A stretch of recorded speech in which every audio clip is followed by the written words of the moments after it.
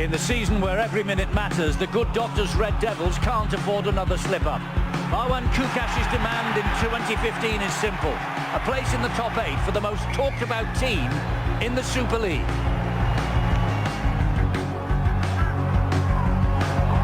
Neofage is there! Can Saints' big pack match it up front with some of the toughest forwards around? Gareth Hock and company will look to bully the Saints forwards, for whom Alex Walmsley already looks like an England star of the future. Rangi Chase is hoping to torment the champions, while Travis Burns showed up well on his debut, and he looks to continue where he left off and spoil Salford's party. There's the match for Saints. And so, will it be Chase or Burns who comes out on top tonight? This promises to be a corker of a game, and not many people are predicting a repeat of the scoreline here between the two at this time last year, when Saints engulfed the Red Devils and won 38-0. OK then, let's take a look at the teams. They line up like this. What a boost for Salford in that New Zealand international test star Kevin Locke is fit to play. He missed last week's defeat at Warrington. New boy Ben Jones-Bishop, another big money signing from Leeds, scored twice on his debut last week, looks set to pick up where he left off. Another significant change: Michael Dobson starts, having been subbed for the first time in his career last week. This is a big mobile pack, and you can expect prop forward Scott Taylor, a close season loan signing from Wigan, and of course the enigmatic Gareth Hock to be right in the forefront of the battle. On the bench, Lamataze missed out last week. Expect more fireworks when he gets the nod from coach Justin Harris to enter the fray. Now the Saints, and not just this match but also the World Club Challenge against South Sydney, is bound to be uppermost in their mind. Will that be a distraction? We'll have to wait and see. Same backline as last week. Luke Walsh not ready to come back. John Wilkin continues to deputise at half-back. Up front, changes. Mossy Massoy was a substitute last week. He starts here, and Mark Flanagan's industry and belligerence is expected to upset the big pack of Salford's forwards. No one was more delighted than Louis McCarthy-Scarsbrook to win the grand final last October. Louis makes his first appearance this season off the bench, and young Andre Savelio scored his first ever Super League try in last week's win against the Catalan Dragons. So it's a cool, chilly night, but the pitch in magnificent order, and the Red Devils just having their last few words together before taking on the champions here at the AJ Bell Stadium. And there are Saints in their light blue jumpers this evening. Change strip, of course, from what we saw last week against the Catalan Dragons. Champions, they lost 5 away games last year, and a big night for Sean Long back here at the AJ Bell Stadium. He was on Justin Harris's coaching register this time last year, and he is here tonight, of course, assisting Kieran Cunningham. Big crowd. They finished 10th last year, did Salford. Owner Marwan Kukash was so disappointed he cancelled their end of season awards night. Yet, you know, it was their best effort since winning promotion in 2008. The pressure is on Justin Harris to produce a team here this year that will make the top 8 at least. If they're to avoid dropping into the middle 8 after 20 rounds, that's exactly what they must do. They must produce their highest Super League finish since Carl Harrison guided them to 5th place and the playoffs in 2006. So the two sides will emerge together. Harrison Hansen, the new Salford skipper this year. John Wilkin, the new captain of the Saints. And out they come. And it's a mouth-watering match, this, Steve-O. It really is. Big money, Salford. Huge signings against the champions. Can't come much better than this, surely. No, and Justin Harris is fully aware, and also the Salford players. They know deep down inside that they have got to produce this year. They've had some good signings, none better than Michael Dobson. We've seen over the years when Dobson with Hulkinson Rovers, his amazing ability to create the opening, the final little pass, and keep your eye out for the combination of Kevin Locke, the Salford fullback, chiming into that three-quarter line, and you can guarantee that Michael Dobson will be giving him the ace ball to make the progress. But St Helens, they've also got their wonderful new addition, Travis Burns, will also, against Catalan. We saw that Johnny Lomax really did enjoy the fact that the new standoff was very creative indeed. And when you look through the three-quarter lines on either side, Johnson, Griffin, Caton Brown, Jones, Bishop, Makinson, Turner, Percival and Swift. Boy, Swift says it all. They're all fast. This should be a cracker. But I'd say the three quarters, they've got plenty of pace. It's in the forwards where it's going to be hot tonight. And I think the match referee, Ben Thaler, knows that full well. This could be a feisty 80 minutes. Salford Red Devils showed up last week at Warrington. They only lost the second half 10-8. We've already seen some highlights of that match in the build-up to this game. And they really did get stuck into Warrington, led by Gareth Hock. And Ben Jones-Bishop, he came up with 2 tries on his debut. He's a flyer. They signed him for big money from the Leeds Rhinos, and he could make the difference out wide. So here we go. Salford in red against the Saints in light blue predominantly tonight. Salford Red Devils attacking from left to right as we watch. The pitch is flat, it's cold, it's chilly, but this is the Super League. Round 2 is underway. And you can guarantee that the Red Devils are very happy with the fact that they will be doing the defending first. And look at that, they had no less than 5 players involved. They will get into the faces. It's important that St Helens get into some sort of rhythm very quickly indeed. Remember last week against Catalan, St Helens, their indiscipline, allowed the French side to nearly get back into the game. Roby, 65 tackles under his belt last week. He was the dummy half. Here is Travis Burns now. He eludes 2 would-be challengers, goes up the middle, meets Gareth Hock head on, and then brought down by Scott Taylor and Tommy Lee. And the pressure from Lee on the kicker, Wilkin, was immense. And this is Kevin Locke, who will bring the ball back for the Red Devils. Great work by Tommy Lee there. Realises that's a job. Justin Harris, the Salford coach, made it quite clear that you've got to apply that pressure. And you could see that it was a poor kick in the end, and it's allowed the Red Devils to get into a pretty good situation. Be interesting to see whether Rangi Chase works out wide and maybe Michael Dobson controlling things. Well, this is the 4th season. They're beginning at the AJ Bell Stadium. The Red Devils, they're seeking their first win of 2015, of course. The referee wipes the tackle count down here, and so it's back to 0 as the ball is taken forward by Scott Taylor. Yeah, it looked as though Travis Burns took the ball away and then lost it. That's the reason why Ben Thaler said, let's have another 6. And Chase was thinking about getting the ball away, but then Joe Greenwood got to him quickly, but he still manages to release the pass. And this is Tommy Lee. Rangi Chase will be furious at that. You need someone to be looking out all the time when Chase has the football. You just do not know when he's going to offload. What a great offload from Hock! Yes, Gareth Hock got the ball away, and that is Kevin Locke, and he got so close. Bit of a mix-up at dummy half. Rangi Chase eventually takes over. Left foot kick into the in-goal area. That is too strong. The idea, brilliant. But what about the offload from Gareth Hock? Boy, we've seen over the years a tempestuous attitude, but I'll tell you something. He has got great ability. Look at this. This will just split any defence in the world, not just in Super League. Well, we've only been playing for 2 minutes, but it's pretty clear watching that Salford have got enough players to create attacking opportunities. The bigger question is whether they can defend well enough. In the first minute, they missed 1 or 2 tackles. That could have almost been a penalty there for a high tackle. And it's their ability to match the speed with which St Helens start this game and play the ball that'll determine, I think, how they go in the first 40. Well, I'm with you, Phil. I'm surprised that that was not given as a penalty. That was very, very high indeed. It was a bit high. Ben Thaler said, watch the tackles. He gave the Red Devils a warning on the run. Here is Locke again, and he just gives the ball then to Greg Johnson. He's 25 next Friday is Greg Johnson.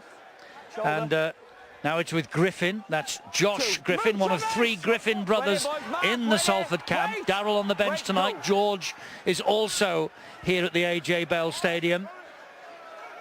And Taylor taking the ball forward. On loan signing from Wigan is Scott Taylor.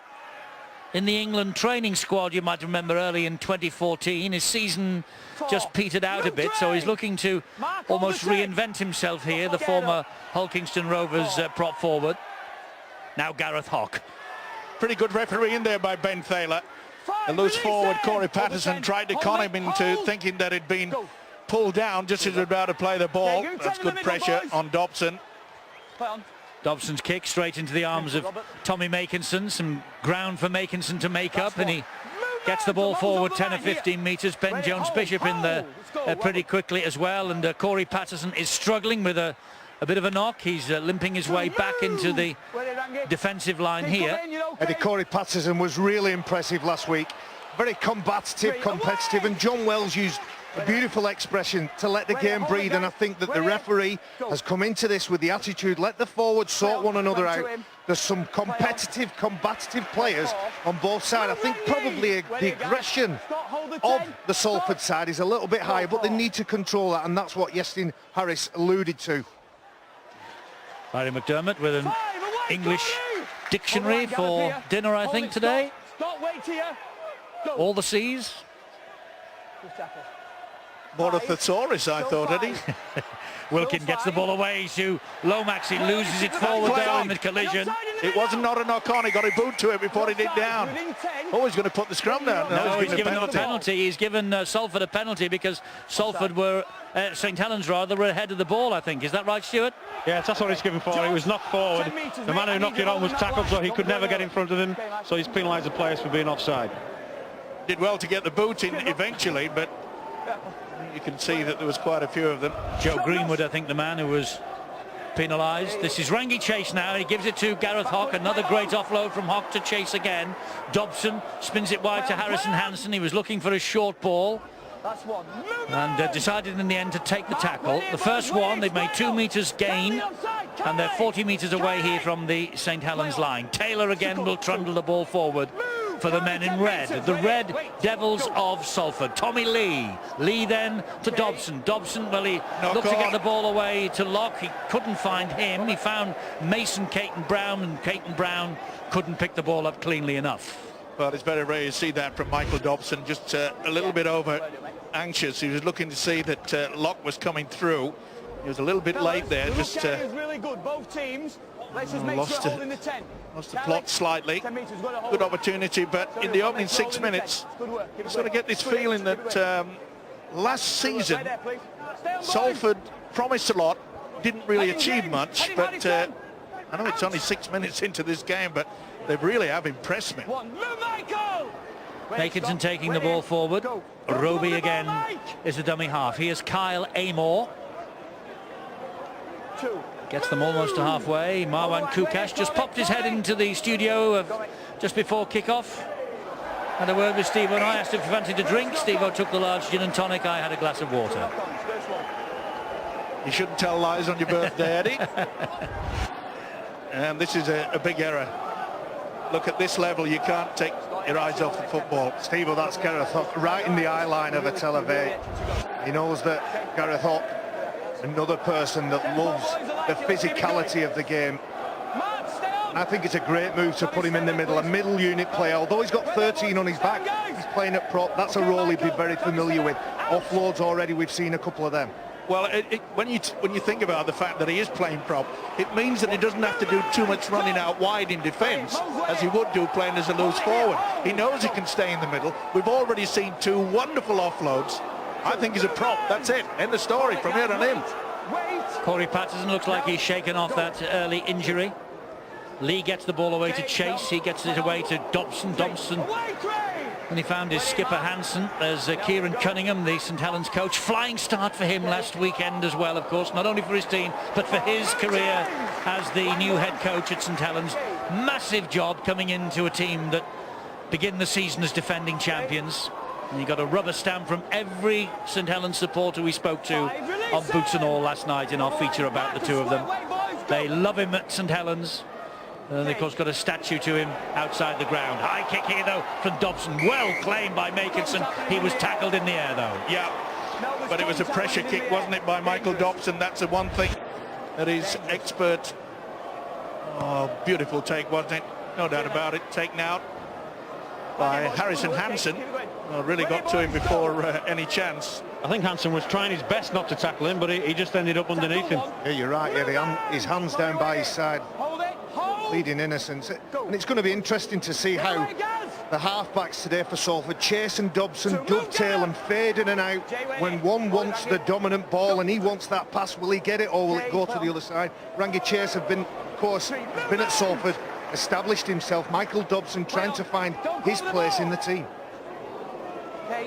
Little fumble from Burns, but he manages to get it away to Lomax. He's halted by Josh Griffin. That's the second time we've seen Lomax come into the three-quarter line. The problem is he's coming in early and he's taking the ball completely flat. He's got to give himself at least 3 or 4 meters so he can get the wind up, get a bit of speed behind him. Take nothing away from the Salford defence, so they're moving up pretty quickly. And here comes Mason Caton-Brown again for the Red Devils. 4 tries in 3 appearances last year since joining from London. Eddie, I think this is a really significant 60 seconds. Salford just seem to have hit the wall. A lot of the players there are now walking back here. How far they get with these drives, there's just a moment here now where they've been running very hard and fast for almost 10 minutes. And Saints are happy with the pace. Can Salford match it and stick at this level? Tommy Lee, the Salford supporters screaming for a penalty because there was a bit of holding down, but referee Ben Thaler was happy enough. This is Ben Jones-Bishop. I can tell you're at a rugby league game in 2015 when we have three-barreled namees on the show. Mason Caton-Brown, Ben Jones-Bishop, Louis McCarthy, Scarsbrook. Such is the modern game. That's a great ball from Johnny Lomax. And away goes Adam Swift, and that's a very good tackle by Greg Johnson. It had to be as well. Had a second spring at him. This is good work. Jordan Turner taking it up. This is a real great position now for the Saints. This is the first real opportunity. Will they bring in Lomax? Burns gets it away to Percival. Percival goes in between 2, and Percival will get over in the corner for St Helens. Well, they've weathered the storm for 10 minutes.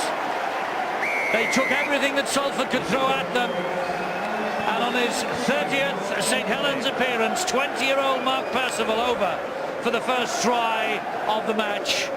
They've soaked the pressure up like a sponge, St Helens, and they have broken forward and they have scored the first try of the match. The build-up by the fullback Johnny Lomax sucked them through. Look at Swift in and out. This is sensational. They got back, but then you've got to make sure.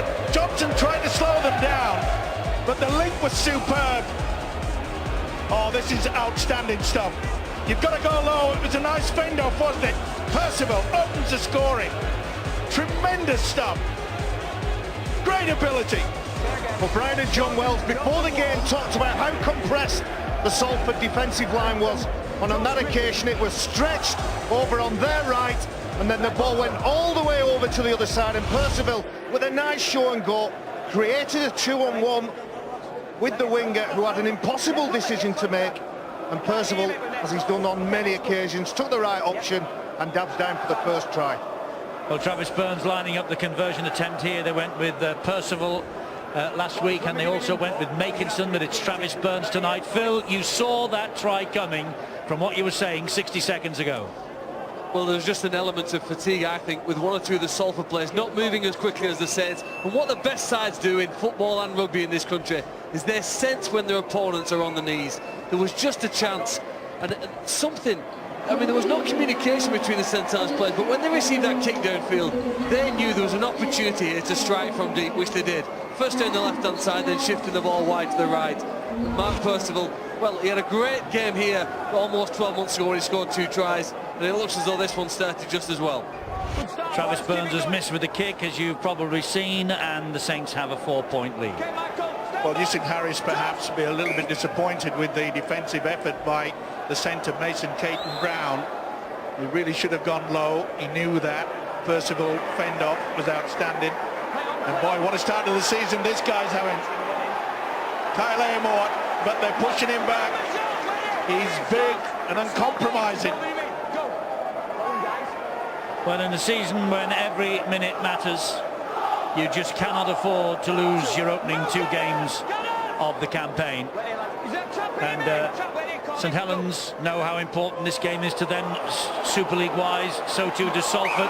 Oh, that's a forward pass that's been called by the referee. It's a real shame that, Eddie. What a beautiful line from young Greenwood. Joe Greenwood cuts back behind the back of the player the ball, Well, I'm not so And a sure. nice offload. There's nothing wrong Let it with go. that. Let it go. That's a wonderful offload. Difficult to tell from this angle, of course. Well, it was difficult to tell for Ben Thaler. He was about 3 metres in front. And to me, there's nothing wrong with this at all. Stuart, did the This call is come from the superb. side? Was the call from the sideline? No, that's come from Ben Thaler. He's got in that awkward position where he's directly in front of the play. And the ball's passed across him, which is always difficult for a referee.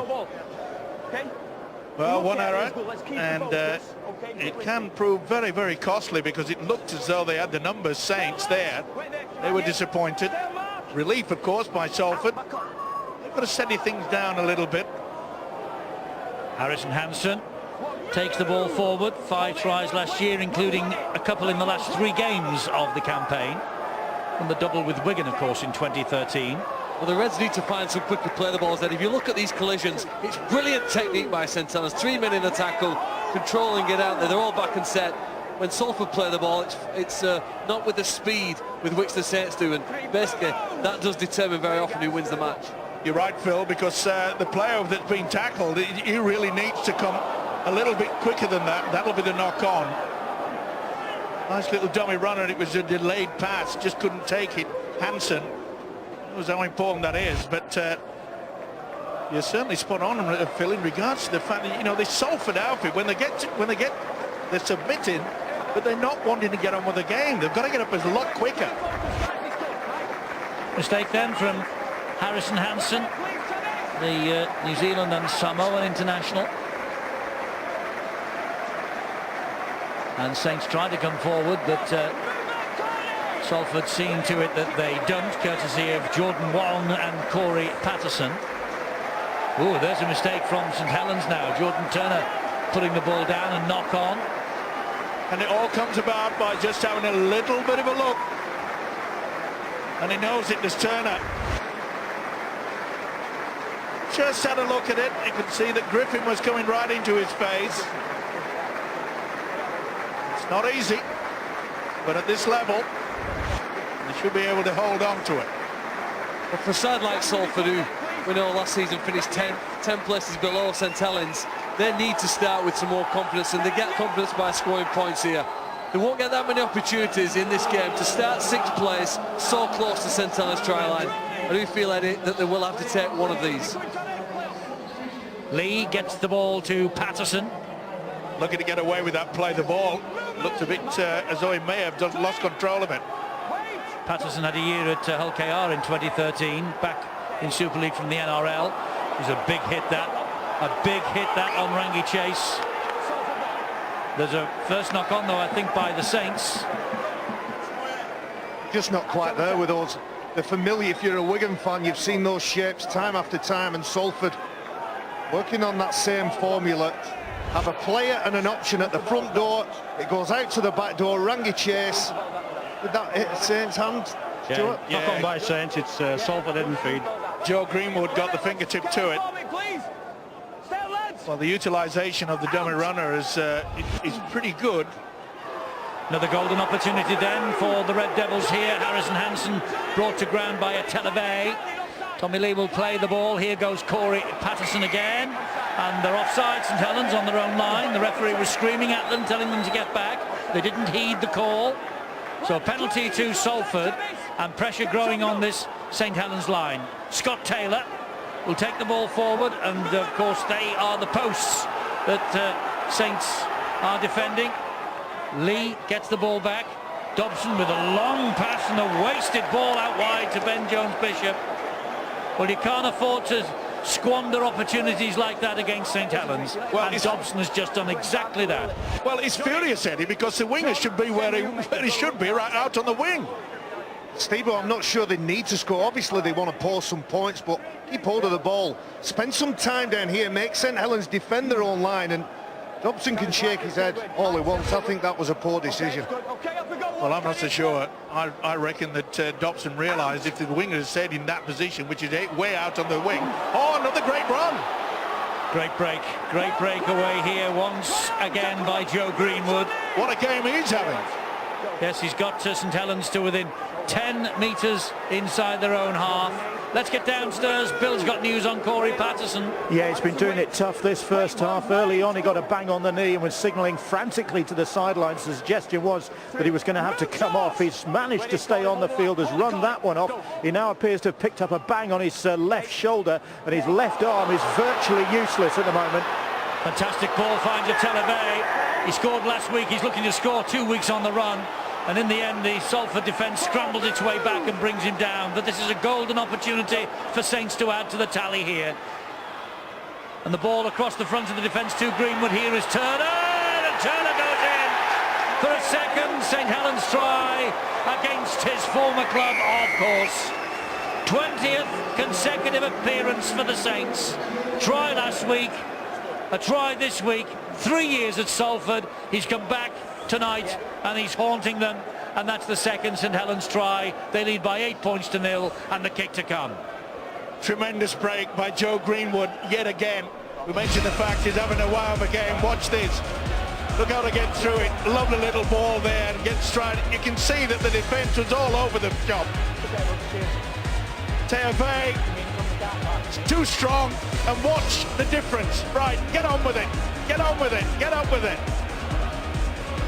This is just superb three-quarter play. 2-on-1, through the dummy, Turner in for the try. Clinical decisions here from St Helens. Made the most of the break from Vega. And the spaces aren't always on the edge, aren't always on the outside. And Michael Dobson obviously gives possession away. And that's St Helens, they'll make you pay. 69 times Jordan Turner played for this Salford club, and he'll have enjoyed that moment. Yes, he will. Jordan Turner doubles the score, 8-0, and an immediate change in the kicking department because Travis Burns had the job a few minutes ago. Now it's Mark Percival. Well, Steve, if you had to pick a man of the match at the end of this kick, I think Joe Greenwood will probably pick that up. You know, not only did he get his side from one end of the field to the other with the initial break, but he delivered a very nice, what might look simple, pass to Jordan Turner. He caution gave the ball pretty early to allow Turner when he knew he was in the space. Great pass there from the young second rower. Can Percival kick the extras? No, he can't. It was very close. Very close. But Saints are ahead by 8 points to 0. 2 tries, no goals. Yeah, and the biggest problem for Salford coach St Harris is the knowledge that their defence, they're getting out of shape.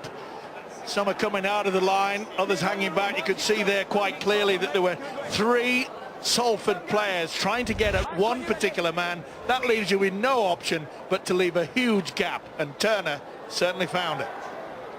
St Harris just demonstrating a little bit of frustration at the fact that his team have just conceded the second try. Interesting fact about St Helens, that's the 6th try that they have scored so far this season. They've only kicked 1 goal. Will that be an Achilles heel for them until Luke Walsh returns to this side? Well, it certainly would have been a huge advantage to add an extra 4 points at this point in the game. But the biggest problem for Salford, as I mentioned, is their defence. You know, this cutout, oh, beautiful play again. He's having a big game, Kyle Amor. That should have been a penalty, and it is. Corey Patterson just hanging on too long. Midway through this first half, another penalty. And that's goes against Salford. And that's a sign of a side that's struggling. He realises that the defensive line, they find it difficult to get it all shaped into any sort of shape at all. And I must say that the way that St Helens have attacked from deep within their own half. Wigan Huddersfield is the Friday match tomorrow. Sky Sports 1 at 7:30. And then on Saturday lunchtime, 1:55 on Sky Sports 3, we see the Catalan Dragons against the Castleford Tigers. 3 great matches live on Sky Sports this weekend from the First Utility Super League. We're in round 2 of the 20th season. It's a solid run from Alex Walmsley. He's come off the bench, having done really well last week. Roby gets the ball away, and it is Joe Greenwood who comes up with the 3rd try down the blind side. And they took the sucker punch then, Salford. And Greenwood barged onto the ball. It was just set up for him beautifully by Roby, and Greenwood got the try, his first of 2015. And he deserves that because he has shown up, as the boys have been saying. He's been showing up all night. Well, silly penalty to go away by Patterson. Didn't need that. And this is so simple. He'll be furious, Justin Harris. They just went to sleep. Look at Locke. If you're going to go, you're going to go. You've got to make sure that you get to somebody. He barely had a finger touch at Greenwood. That was so simple. He will, and I said it again, Justin Harris will be furious. There's no shape to their defence at all. Well, they've hit the dozen mark, have the Saints, while Salford are behind their own line again, and there's not too much talking being done. There's nobody reading the riot act. Harrison Hansen's having a bit of a go now, the skipper, but they need to sort this out pretty quickly, do the Salford Red Devils. Here's Percival then lining up this kick. This is arguably the easiest kick of the night that the Saints have had.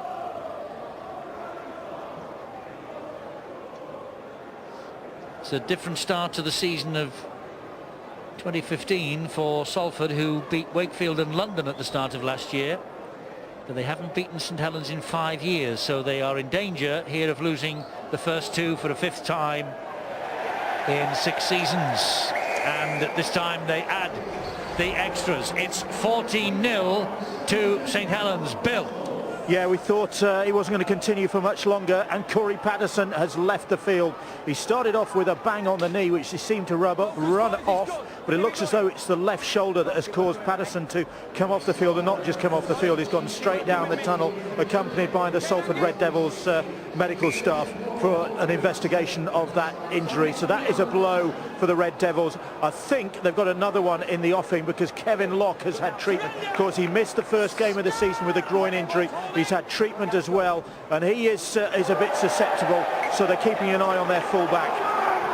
Well, here is a chance for Salford to strike back. Ateleve holds his head in his hands because it was his mistake, and he got the rounds of the kitchen here from Travis Burns after this error. Burns drops on it, and so he should as well. That's the second occasion that we've seen the big fella just have a look at the opposition. Mike, if you're looking at minor detail, though, maybe that pass could have been put in front of him rather than slightly behind him. Yeah, I agree, Phil, because you've got a full set defensive line from Salford all staring at you. And one of the points I was going to make about the St Helens side is their ruck speed is very good. It's too hot to handle for Salford. And we looked at Harrison Hansen. What will he be saying behind those sticks? It'll be, lads, let's take a deep breath, get some control and the play the ball, and not let the Saints play the ball at the speed they want to. Greg Johnson, Salford playing the ball at the speed they want to at the moment. Good hands on show from them. Rangi chases the heartbeat of it, and here he is again. Oof. And Hock went through the defensive line, but the tackle was made in defence by Alex Walmsley, so the referee says play on, you've got him. And Hock bounces off Wilkin. Oh, hang on. He did run behind one of his players, but it's a tough call. Well, he's in the defensive line, he's run behind his own player. The referee's deemed that he's prevented the defensive line making the tackle and penalised him. And I think it's quite rightly, in my opinion. That's the obstruction there. Just stays in the defensive line. Now, they got away with the first one, didn't they? Because the Saints got to the man with the ball. Tackled him immediately, so there wasn't any advantage from it. So it was play on from there. But not so on that occasion. 25 minutes gone, St Helens leading 14-0. Remember this time last year, just about, it was a round later, it was round 3, but the same time of the year in February, St Helens won this match by 38 points to 0. It's the last thing that Justin Harris will want to happen tonight. Well, it was 12-0 at half-time as well, that game. Salford's still in it, but they've been to the other end of the field 4 times, and look, there's an obstruction there, but not according to the referee. Salford have been in an attacking position 4 times in this game, and on all 4 occasions they've blown it. They've either lost the ball or thrown it out of play, been obstructed and penalised as well. So they really need to improve what they're doing. Well, they got away with it. They released him at the very last moment. It was Gareth Hock doing the lifting, put his hand between the legs of Ateleve, and just about got away with that. Brilliant kick. That's what a captain needs to do to any side. John Wilkin, early in the tackle count, didn't wait till the last, knew that there was no one at home. Just pump it down there, and the way that this Saints defence is so aggressive, And you can see that quite a few of the Salford players are not too interested in getting this scrum pack down. Well, here's the lift from Gareth, Hock and Harrison Hansen. They put him down, but not terribly gingerly. They just let go of him. No, Ben Thaler's just been across to Gareth and just told him to be careful. So he spotted it, and I think it's good refereeing from Ben. There's just a quick word on the run. Here's Greg Johnson again. Was that high from Greenwood? Certainly looks slightly. Oh. Touch judges on. Oh. Let's see it again. Barry, we don't want them all to end up looking like you at the end of their career. No, but watch where contact is. No, nothing wrong with that. It was right across the chest. I think Ben Thaler was happy with the tackle, but Robert Hicks has come on, reported the tackle, so Ben's gone with him. Well, there are times when I wish to just hang on to the flag, stay on the touchline. Every time. Let the referee, the man with a whistle, control it.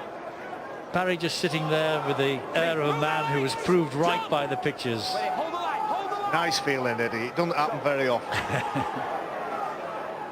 Chase gets the ball away again to Harrison Hansen. He's met by Televe and Mark Flanagan. Tommy Lee now from dummy half. It's a solid enough run from Scott Taylor once more. This is where the likes of Hock produce something, a delayed pass. Oh, they're gone for the kick. Angled kick against the grain almost by Rangi Chase.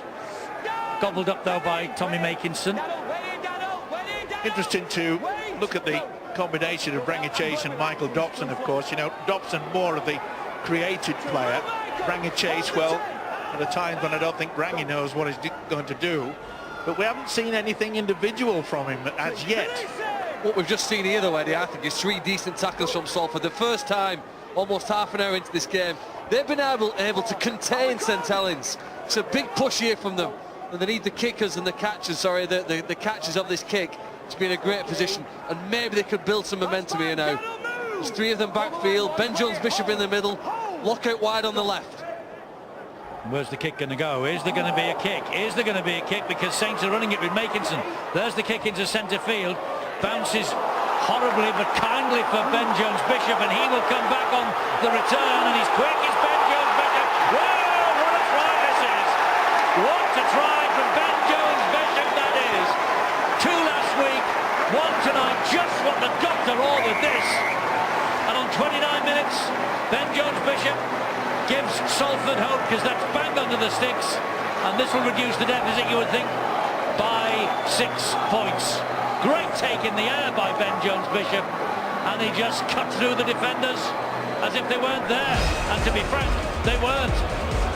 Well, Saints went with a power play, and it looked as though it was going to work out fine, didn't it? There were 3 Saints players there, but Ben Jones-Bishop picks it out of the air. What about the step there? Nothing that Walmsley could do about it. He put a 3-quarter against a prop forward, and 99.9% means you're going to beat him, and that is what's happened. Well, Ben Jones-Bishop's eyes must have lit up when he saw big Alex Walmsley one-on-one with him. And I've seen Ben Jones-Bishop do this since he was a young man in the academy system. Backs himself, looks for the space, carries the ball in one hand and puts it down under the black dot. Well done, Ben Jones-Bishop. And Michael Dobson now to add the extras from bang in front, which he does. That was an academic question for a kicker of his quality. And Salford are on the board. It's 6 to them, but it's 14 to Saints. And it's an important score as well by the home side. Mainly due to the fact they were getting a little bit fractious, they're getting a little bit unnerved, and he knew it, did Justin Harris. You know, sometimes you just need the rub of the green, the bounce, and it went for them. And it's that little thing that can just make everybody happy, including this man. And there's a smile. He's a character, there's no doubt about that. He would have enjoyed every single second of that. Well, he's a big punter, isn't he, Marwan Kukash, and they took a risk, they took a gamble. Phil looked at it, spotted it straight away. They pulled 2 players out of the regular line, 3 in total with the fullback, so there's spaces. You look at good video work from St Helens. They've said, when we see that opportunity, let's go for it. Unfortunately, they couldn't capitalise on it. The Salford Red Devils came right back. And now here's a penalty that will relieve the pressure straight away. Mark Flanagan. Ruck speed, Eddie. I talked about it. Harrison Hansen, I'm sure he would have said, look, try and get some control back when we're defending, and when we've got the ball, play it as quick as you can. Well, the indiscipline certainly went against Saints last week against the Catalan Dragons. It really was to some concern of their coach Kieran Cunningham.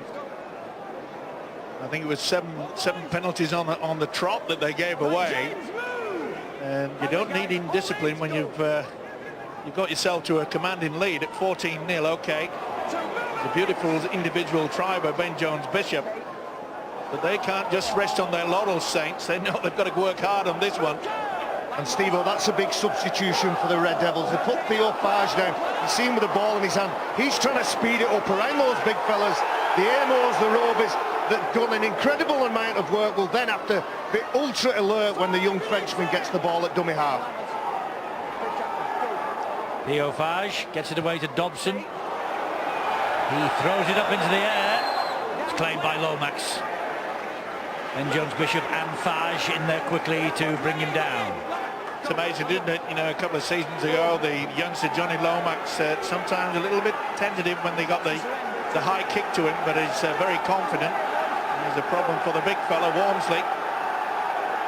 As he's come to the side, and I think we've got news, Bill. Yeah, triple Saints change, and Kieran Cunningham obviously deciding the guys need a lift out there in the face of this Salford revival. So off have come Walmsley, Amor and Mark Flanagan, and Savelio, Thompson and Louis McCarthy-Scarsbrook are out there for the Saints. Well, he won't take a backward step, Louis. He missed last week, his first absence in 25 for the Saints. The kick down the middle of the field, though, straight to Kevin Locke, and here's Ben Jones-Bishop, who's proved how quick and elusive he can be just a few minutes ago. 7 to half-time, 8 points the difference. Dobson directing operations from dummy half. And that's where they needed a very good kick, and it wasn't the best from Travis Burns. That's good defence from Saints, though. You can't afford with in the half-time break is to put the ball right down the throat of the opposition. You want to put it over the whitewash, try to turn them around. Darrell Griffin found Harrison Hansen. 4 tackles gone. They're just about on halfway. Fage will go down the left side with Dobson. Good tackling again by, well, James Roby, who else? 65 tackles last week. 1,054 in 2014. He was the hit man of the year. He's off to a great start in pursuit of retaining that title this year, and very close, I'm sure, to being the man of steel, the player of the year. Yeah, without a doubt, he's a great player. And of course, what about the understatement of the season so far when he won the man of the match last week? 65 tackles, and he said, no, I didn't think I played all that well. Deary me. Yeah, he said he didn't think he'd done much, didn't he? Yeah. There he is again. Just look at his eyes at the play of the ball. He's trying to see what's available to him. If there's nothing on, gives it to his teammates. How much information's going through that brain at the minute? He's on a little run of his own. Well, you can see that. If he sees a player that's still down at the tackle count, in the tackle, he'll take full advantage of it. It was a high one from Wilkin. Oh, and he didn't like the challenge that came in on him from Scott Taylor, by the way, and there's a knock-on anyway at the other end of the field. But Taylor and Wilkin continuing the discussion. Still going at it, Eddie. Scott Taylor put real pressure on, as we see. Failed to take a high bomb. Kevin Locke isn't 100%, is he? He hasn't been really since he arrived here the middle of last year. And Taylor and Wilkin Just getting to know each other. Well, he's Wigan these days, or he's on loan from Wigan, is Taylor, and Wilkin, St Helens now through and through. Both ex-Hull KR, of course, both from the same part of the world, so... Will this be a set move?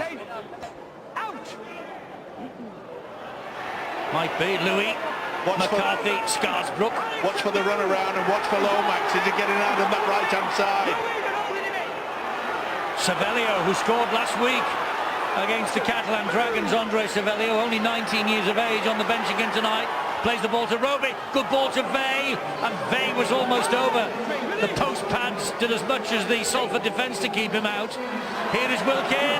Great barnstorming run from Thompson. And Luke Thompson gets over the line for Saints.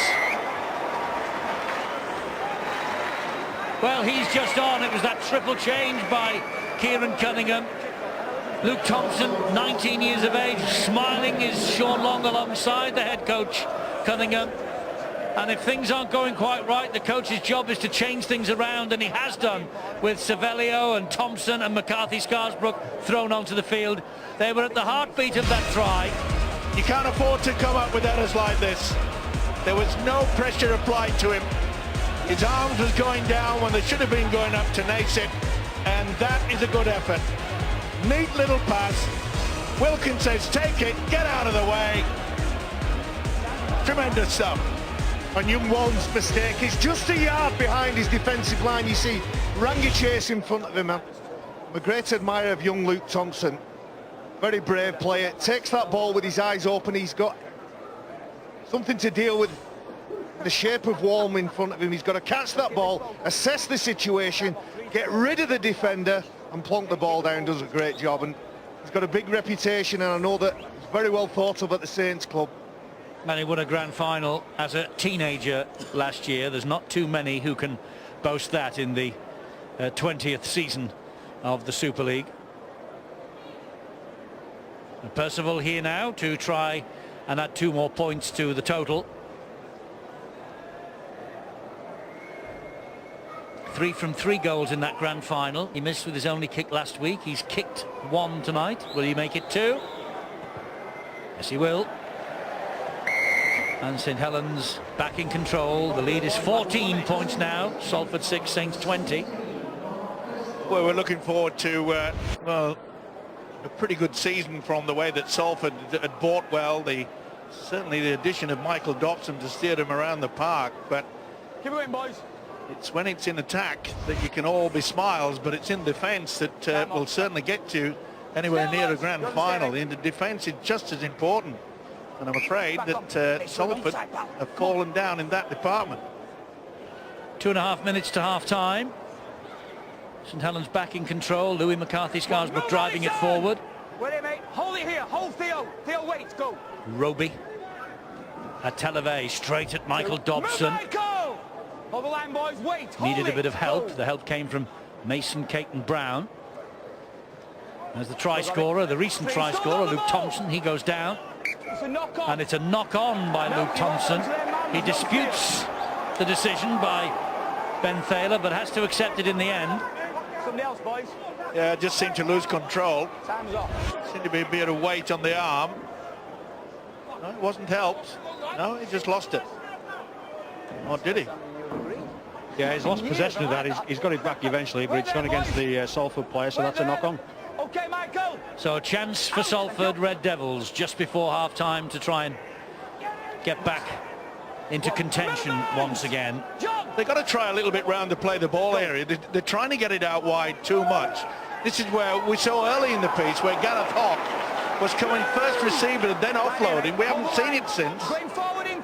Remember last week Saints conceded a try just before half-time to the Widnes Vikings. To the Catalan Dragons. Can they possibly now do the same? Can Salford do the same, that is? He went looking for him, didn't he? Well, one missed. Ready, guys? 2 certainly didn't. Oh, that was a mess, and there was a foot in there as well, so it's a penalty to Salford. They've got to go for the try. They've got to go for the broke. John Wilkin, the culprit, according to Ben Thaler, lashing out with the feet. So here goes Adam Walton again. Well, it amazes me that they've got to have one runner to settle things down. When you get a penalty, you sort yourself out quickly. Now they've got a man on the overlap here, and it's Ben Jones-Bishop again. That's good defence, though, from Makinson. He held the ground, did Tom Makinson. Caton Brown, Dobson. Dobson gets it to Farge. Farge then to Harrison Hansen. Good tackle by Wilkin. Boy, he tried to offload in Hansen there, but Wilkin was all over the ball. That should be a penalty. He's allowed it to go. Farge is going in. and Farge is over the line, but he's held up, says the referee. Good position there by Ben Thaler. Well, they'll only have one more play the ball, I feel. Maybe two if it's a big, if it's quick defence from Saints. But it's called time off. Now he calls time on, and the drive forward is by Jordan Waln. And there's the half-time siren, ball not back in play. Too late was the cry for Salford. And Kieran Cunningham and Sean Long will be pleased with the first half performance from the champions here. They were 14-0 up. They were pegged back by a wonderful try from Ben Jones-Bishop to 14-6. And then Luke Thompson, his try made it 20 points to 6 at the break. Salford have shown up in patches, but they have, well, they've just not been able to hold St Helens. The speed of the play, the ball has killed them. And I'm sure that Justin Harris will be trying to fix a few things up during the half-time break that we're now into. It's Salford Red Devils 6. It's St Helens 20.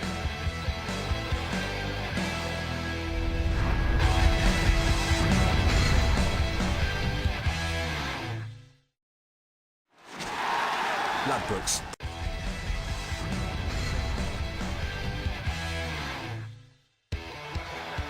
Two more live matches for you from the First Utility Super League this weekend. Friday, Saturday, Wigan Huddersfield, 7:30 tomorrow, Sky Sports 1.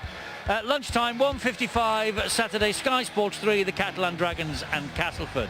Here on this Thursday night, Salford and St Helens have kicked things off for us. Saints ahead 20 points to 6 at half-time. Second half about to get underway. Phil, what do the other stats tell us? Well, they tell us that one team aren't defending well enough. If we look at the total tackles made, not a big difference there. Salford in the red, St Helens in the blue. But just look at the missed tackles. 16 for Salford. That's far too many to give them a chance. Outstanding defence, though, for the second week in a row by the Saints. And the other factor, well, again, they both had the same amount of possession, these two sides. We look at the ground that they've made when they've had the ball, though. It's a huge difference. That's primarily because of the speed of the play the ball from the Saints sides. If that continues, there's only going to be one winner. Well, it's almost a mirror image of 12 months ago, isn't it, when the Saints won here handsomely by 38 points to 0. We came into this match, all of us just wondering how much of an influence would next weekend be, and that World Club Challenge against the South Sydney Rabbitohs. It looks like it's making no difference whatsoever. Yeah, very professional in their approach, St Helens, and we saw that in that first half, but Phil has made it quite clear that any side that misses 16 tackles in the first stanza, you're putting yourself in a real big hole. And St Helens, no doubt, they'll be wanting to add as many tries early so that perhaps they can have a little bit of a buffer and allow that Kieran Cunningham, their coach, an opportunity to maybe rest a couple of players, because it is an important match next weekend. Let's face it, everybody wants to be a world champion in it. Absolutely. Darryl Griffin takes the first tackle of the second half, and this is number 17, Jordan Waln. The Waln brothers are on there tonight. Jordan and Adam, the Griffin brothers, are figuring as well. Josh and Darryl. That's shocking. I'm sorry, but that is not the start that Justin Harris, the Salford coach, would have wanted. They really got to keep their eye on. I mean, it's just lack of concentration, and who wants it? Should I have got there? And I mean, no one was calling for it. No one was. You've got to be positive in any sport, especially in rugby league. I don't think it was Ben Jones-Bishop's call, was it? No, it wasn't. But the thing is, you've got to have somebody. I was just about to make the mention that we saw very little of Rangi Chase in that first 40 minutes. You know, we know what Rangi Chase can do, but he has not tested the market. He has not put any sort of pressure in attack on this Saints defence, which we know is good, but he's brilliant at it. Here's Makinson. Oh, he's gone round Mason, Caton Brown like he wasn't there. And Tommy Makinson over for the first try of the second half. A mistake from Salford, and St Helens capitalise on it. And it was so easy down the right-hand side. Makinson, he just ghosted past the defender and over in the corner. Second try of the season, one last week, one now here tonight. And well, St Helens They take a stranglehold on this match right at the start of the second half.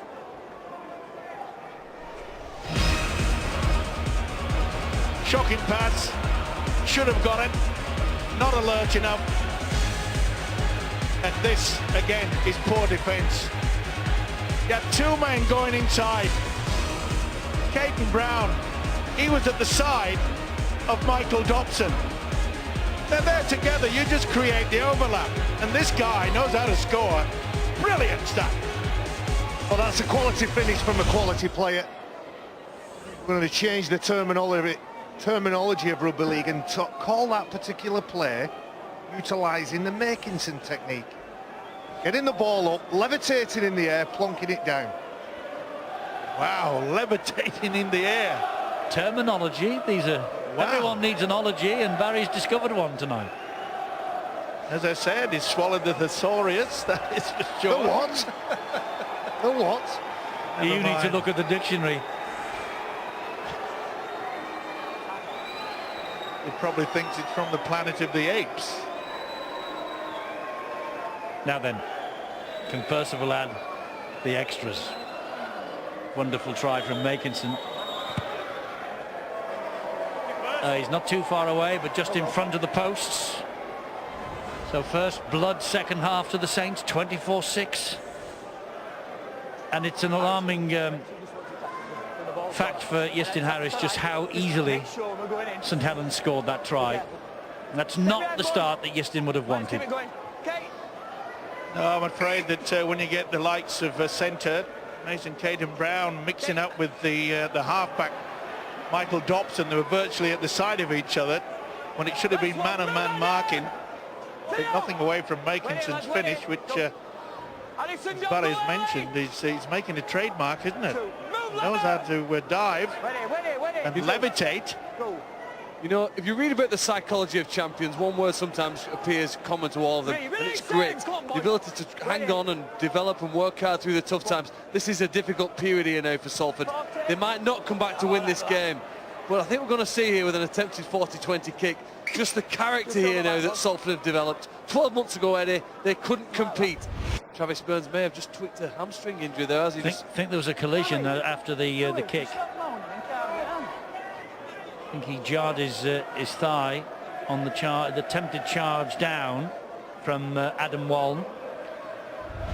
To be fair, Adam Waln tried to get out of it, just perhaps set a little bit of a stray boot, perhaps. Either way, And it's a smart kick, Steve, or they've gone for field position, and we're talking at half-time. What can Salford do to stop Saints and Saints' dominance? Yes, we've talked about the play of the ball.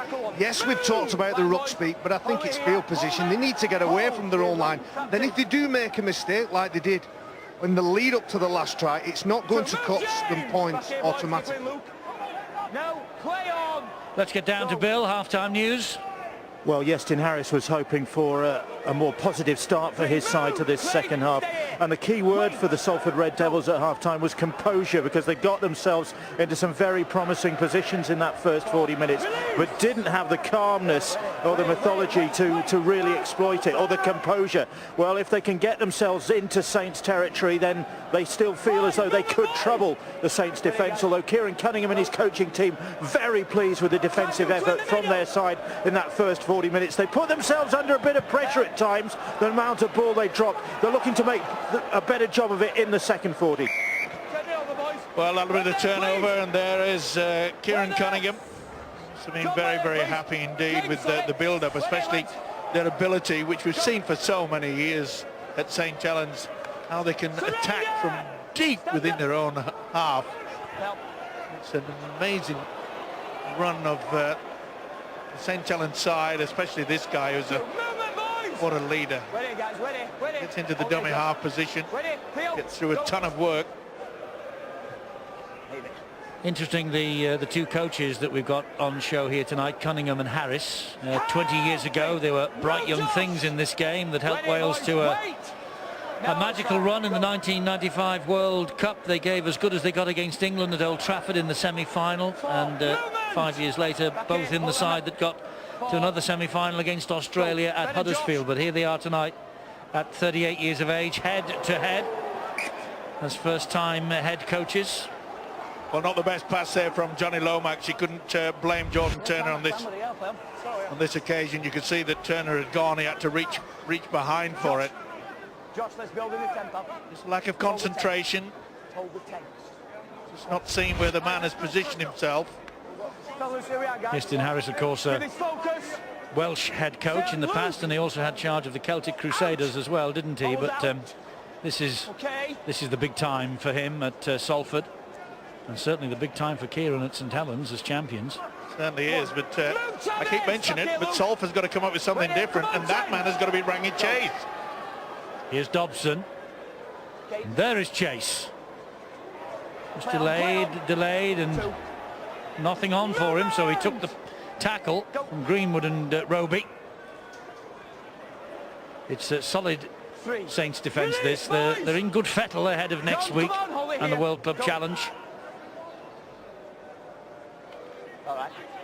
Solid enough run from Darryl Griffin, one-time England international. They're in centre field, the Red Devils, with Theo Fage. And Chase, the no-look pass to Dobson. Great defence. It was great defence. Low down by Travis Burns. A Televe coming over the top as well. Going to be a high kick. And there it is, high, looking for Kevin Locke. The ball is knocked backwards, I think. Well, it was knocked back by a Salford hand. I had a suspicion it might have been knocked forward by Saints, but Ben Thaler saw it differently.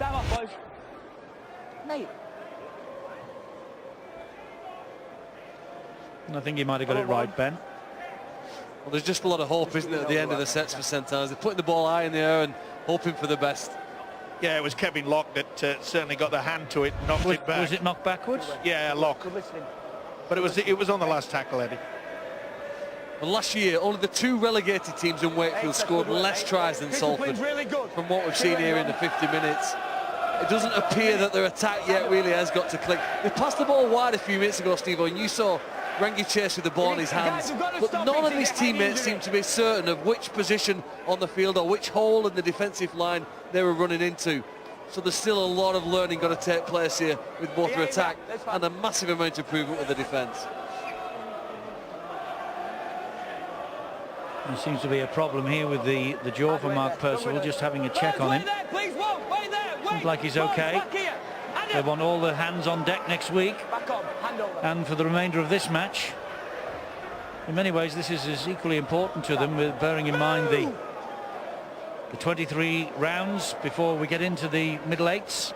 Get as many points as you can, Steve-O, early on. Yeah, it's so important, as you say. You've got to get up there in that top 8. You don't want to be down in the dungeon, as they call it. I'm really impressed with the way that St Helens, they share the workload as well. You know, we often see wingers come in and try to take the ball away, give the forwards a little bit of a break. But they're relentless. They just know where to put themselves. And again, kicking early, down the middle. If it hits terra firma, it always gives the opposition a chance. Get that defensive line, and that is what you call pretty solid defence. Tremendous chase from Vey and Percival, that. Hayden Brown. You can see how this Saints defence is just forcing Salford into basically one-out rugby league football. And they need to do something better than this. Greg Johnson underneath that challenge. Theo Fage. It's the pass away once again, and it's Adam Waln. Troubled pre-season for Adam Waln. He was sent off against Dewsbury. He was sin-binned last week at Warrington. You know, when I came to the game, Steve, I was all excited when I heard that Kevin Locke was going to play. I've seen him play some fantastic rugby league and excited with what he can do.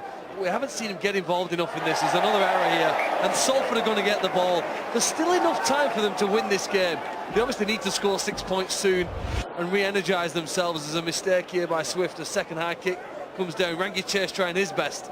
But they're going to have to come up with some magic here to get over the line, because breaking through St Helens' defence isn't easy. And I'm hoping maybe Locke might have that magic trick up his bag. Well, not the best from Adam Swift, and he knows it. And leading the chase was Rangi Chase, and I just get the impression that he may have picked up a bit of a knock. You're right, Phil. Johnny, head in! Stay on! The Red Devils need to score a try now. Simple. Harrison Hansen. But no one is asking the questions of this Saints defence. There's very little running from dummy half. Dobson is being the man to offload. But someone take them on. Well, Lamatazi is trying to outmuscle them, and he's halted 12 metres from the line. Here goes Theo Fage, gives it to Dobson, now Chase. Oh, and then Ben Jones-Bishop puts the ball down, but I think the touch judge has come on. They were trying to get the link going, but it's clearly not worked, has it? The players aren't in the right positions, and St Helens' defence is pretty good, although maybe illegally good at this point. Well, Ben Jones-Bishop, without looking at it for a second time, he's on his heels as he catches that ball, trying to pull out of it. Jordan Turner is right in his face. I think it was Mossy Masoi, though, who collided.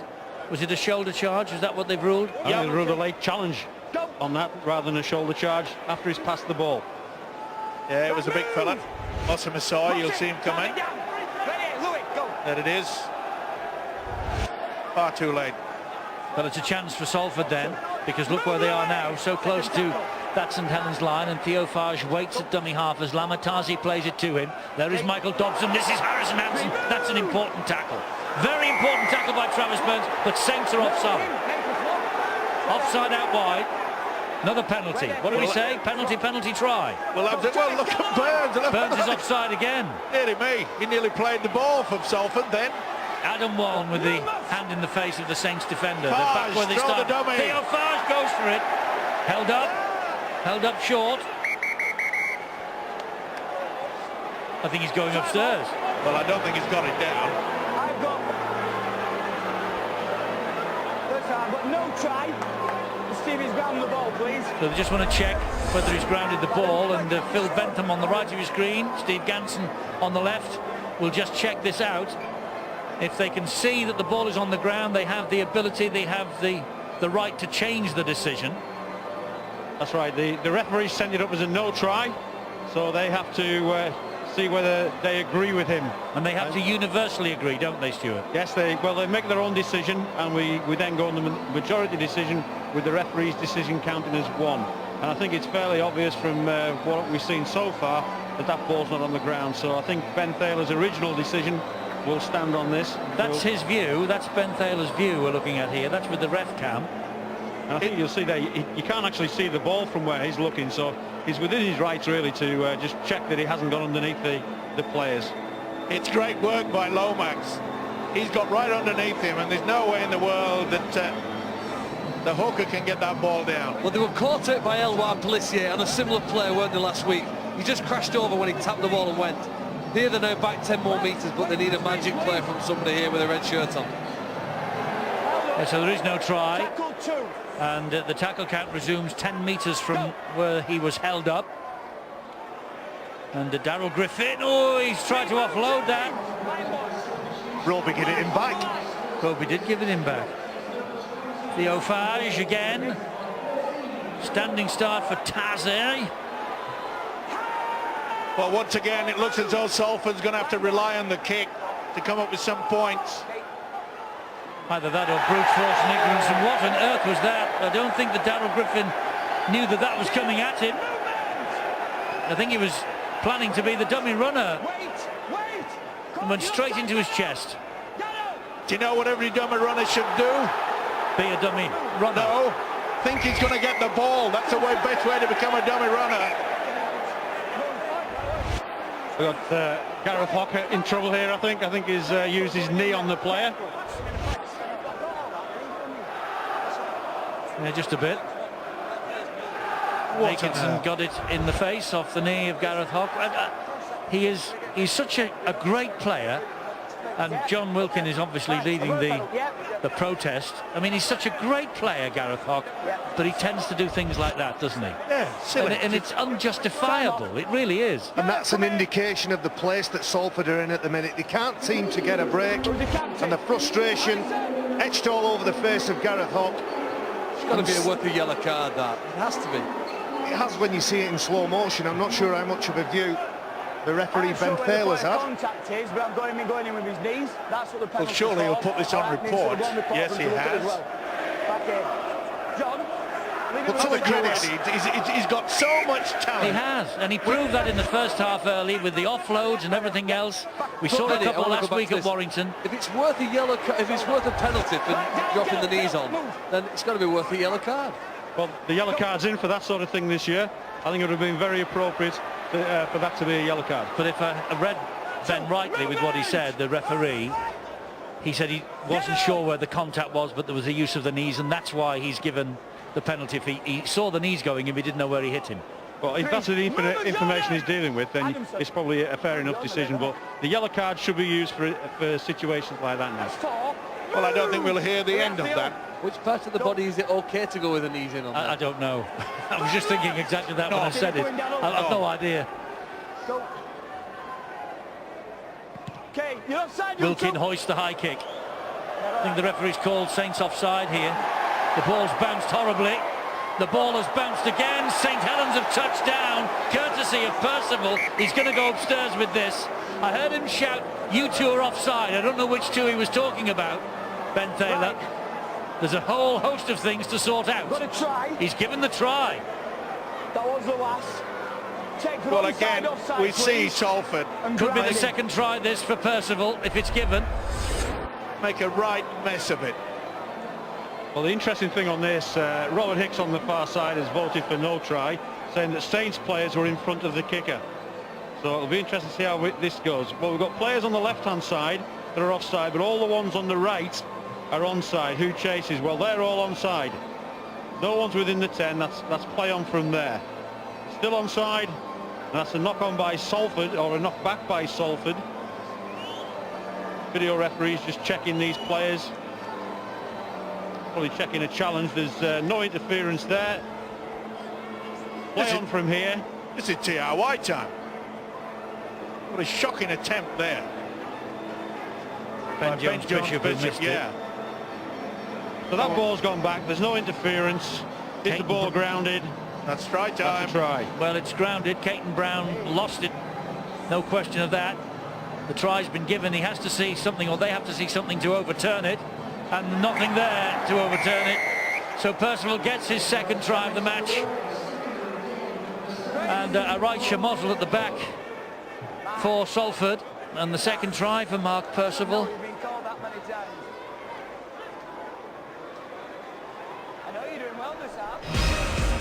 The high kick, it's undone Salford twice tonight. That is a very poor attempt. He never really got himself into a decent position. And when it was knocked back there by Caton Brown, it was always going to be a gift.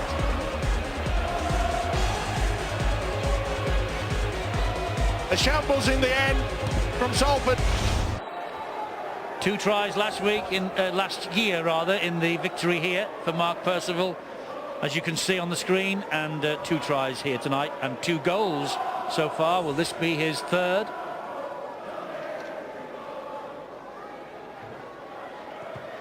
And the answer is yes, it will. So 30 points to 6 now. The champions are ahead. Well, Eddie, we talked about the trademark of Tommy Makinson when he scored that try for St Helens, but the trademark of John Wilkin is those high spiral hanging bombs, and Ben Jones Bishop doesn't drop many high balls, and he's absolutely no idea where that ball is. In the last 8 to 10 minutes, it's took a wicked kink, and the ball's on the floor, and then it's a lottery. Louis McCarthy Scarsbrook, a big hit by Jordan Waln. He kept going, did Louis, who played the ball. And Adam Swift not going anywhere under pressure like that. What can Salford do in the remaining 24 minutes or so of this match? Well, let's hope they improve, because it hasn't been a good performance, that is for sure. That's a good example there. There's 2 players from Salford involved in that play the ball, and Mossy Massour just simply shrugs them off and plays the ball at his will. Now, don't get me wrong, Mossy Massour is a big bloke. You described him, Steele, as a big unit. I'll raise you, big unit. Mossy Massour is as big as Kilimanjaro, but he shouldn't be allowed to play the ball when he wants. Well, I think he perhaps runs a little bit faster than Kilimanjaro, but Well, it's difficult for Salford and their coach Justin Harris, because we arrived here tonight expecting so much of an improvement, and you look down the list of their players that they've introduced. Okay, it didn't help with Corey Patterson having to leave early, but And Locke's off the field now, Steve-O, by the way. yeah, and that's a knock-on. Just looks like Groundhog Day from 12 months ago, doesn't it? I mean, you want to be positive because the club has struggled for a long time and believe in better, but at the moment they have got a very long way to go. I mean, they'll cling on to the thought that they've had a very difficult start to the season. Warrington and St Helens are two possible grand finalists, and they've played them both in the first 2 weeks, but they've looked far from ready. I mean, if you go back to when they were attacking and they had those penalties out in the field, and the misdirected pass on the last play, it was as if they just turned up yesterday, got together for the first time as a side, which must be so disappointing, because I imagine they practiced those scenarios and knowing who to pass the ball to in that position of the field, but they've completely forgotten everything they've ever been taught. You must be disappointed, Phil, in the fact that you know, you praised them at the start of the season, you tipped them last year, they failed. I just think, you I'm a perennial this year. tipper now of the Salford side. I'm going to stick with them until they pick up the crown. And I'm going to back you, Phil, because I turned up expecting Salford to put in not only a good performance, but win this game. Saints have got a big game next week, and Salford played incredibly well under difficult circumstances last week against Warrington. They haven't played well against St Helens, simple as that, and they'll need to work on things to get much better very quickly. And Phil was talking about the difficult start that they've had. Warrington last week, Saints this week. They get a week off next week, of course, because everyone is off apart from the three involved in the World Club Series. As Louis McCarthy Scarsbrook plunders another St Helens try. Over he goes, and Louis will be delighted with that. And they're just too big and too strong, too quick thinking for Salford tonight. But I'm just going to go back to the point of the Red Devils' difficult start. Warrington, Salford, St Helens tonight, and then Hull in a fortnight. Then they go to Catalan, and they're back here on the 15th of March against Wakefield. It's a very difficult start to any season, and Salford making themselves it difficult for themselves here tonight. I'm not going to make any excuses, because quite frankly, St Helens have not hit what I call top gear. They haven't needed to. It's been simple, basic rugby league football that's got them the try tonight. All coming about from missed tackles, the error count. It's a nightmare night for Justin Harris. It's a nightmare night for the Salford club. And I know there's one person that will not shy away from saying that it's not the standard that he expected. And that's Dr. Kuka. Well, he cancelled the end of season party last year because he said there was nothing to celebrate. But you know, it was their best effort since winning promotion in 2008 last year. Obviously that isn't good enough for him.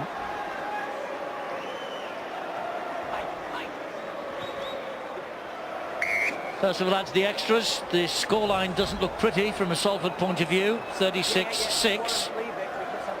Last year they won the last 3 home games of 2014, by the way.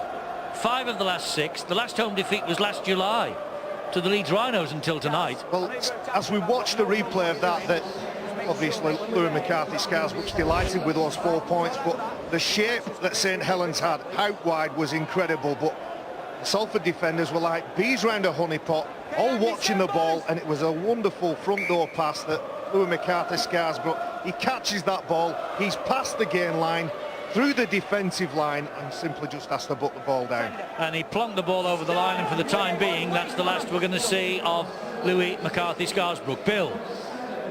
It's a catalogue of catastrophes for the Salford Red Devils. Latest to leave the field is Michael Dobson, who's been taken straight to the dressing room. Kevin Locke, who went into this game not, I suspect, fully fit. He missed the opening game of the season because of a groin problem.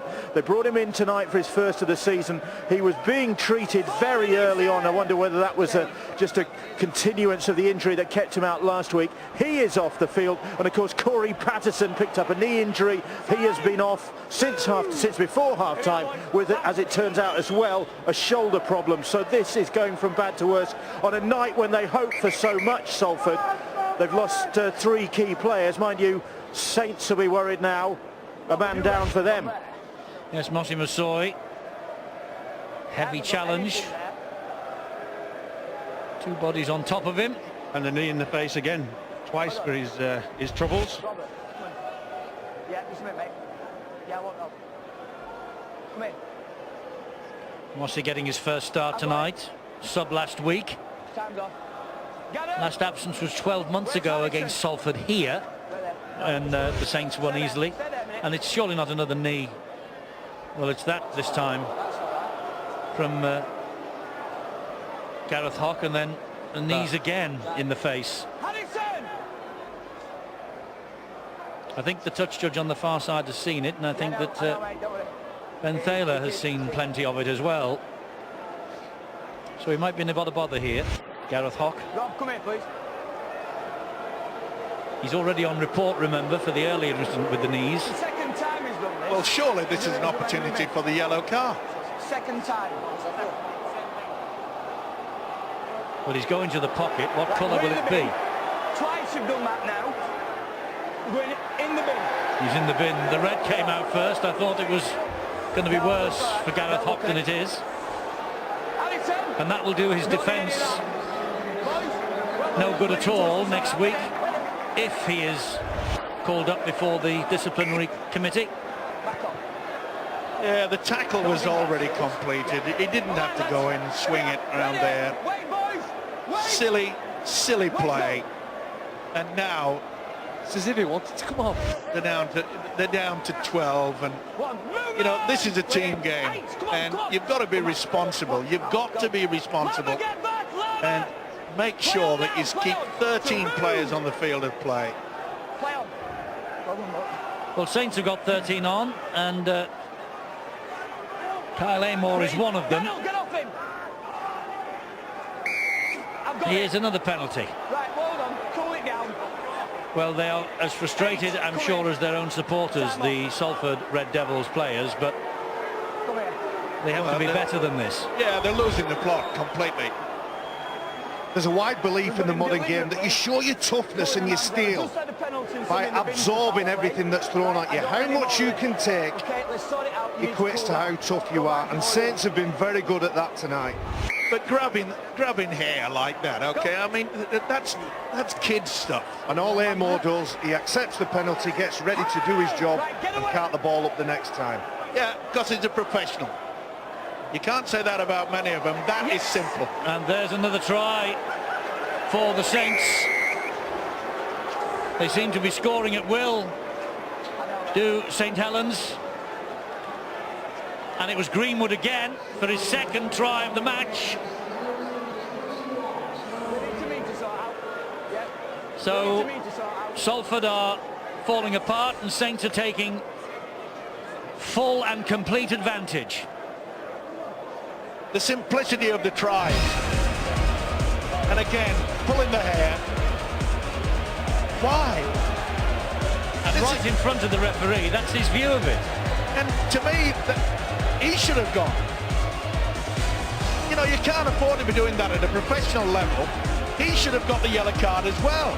Well, Steve, if you look at the quality from St Helens, if this is a boxing match, the boxing is all down to the combinations. So there's right, cross, hook, jab, uppercut. They go long, they go short, and Salford simply do not know where the ball is going to go. And that young man learned his rugby, learned his trade just down the motorway for Saddleworth Rangers in Oldham, and he's been exceptional tonight. Here to that. And I must say that they had a few problems running around in the mind of that man, Justin Harris. This has been a real shellacking.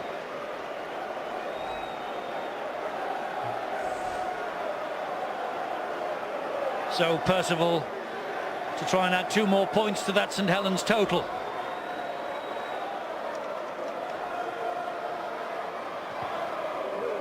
Ooh, and he's pulled it the wrong side of the posts.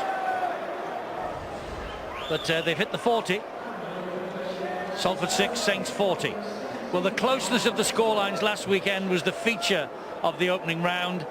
We've opened the second round, and this is, well, this could be anything between now and full time. At the moment it's a 34-point winning margin, and we still have 16 and a half minutes remaining. Yeah, a long time to go, and Kieran Cunningham really has to get the message out to his players. The worst thing that Saints players can do is start to shut down. This is where you could pick up the odd injury, by not giving it 100%, just thinking in your mind and thinking that, you know, we've got a big World Cup challenge coming up next weekend. They've got to have that aggression still going to it, because if you just relax, that's where you can pull a muscle or just get a big hit in the ribs. They've got to keep going through their method, and they've been very, very professional tonight of Saints. Well, we're talking about Saints in next week, and Bill has got some news for us. Yes, just picking up on what Steve said about injuries, and on the sidelines, the Saints crew, Paul Wellens and co, are just watching everybody for any sign of anybody limping faintly at all, grimacing or anything like that. Tommy Makinson was just hobbling just for a brief moment, just a second or two ago. He's still not moving too finely, but Paul Wellens and co were looking at him. The physio went out and Tommy Makinson waved him away and said it's nothing. But they must have that in their minds now. They've got this game in the bag. Let's just take it easy, not put anybody in the firing line unnecessarily. Harrison Hansen will continue the battle for the Red Devils. He is the club captain after all. Tommy Lee in behind him at dummy half. And here is Theo Fage, and he finds Rangi Chase.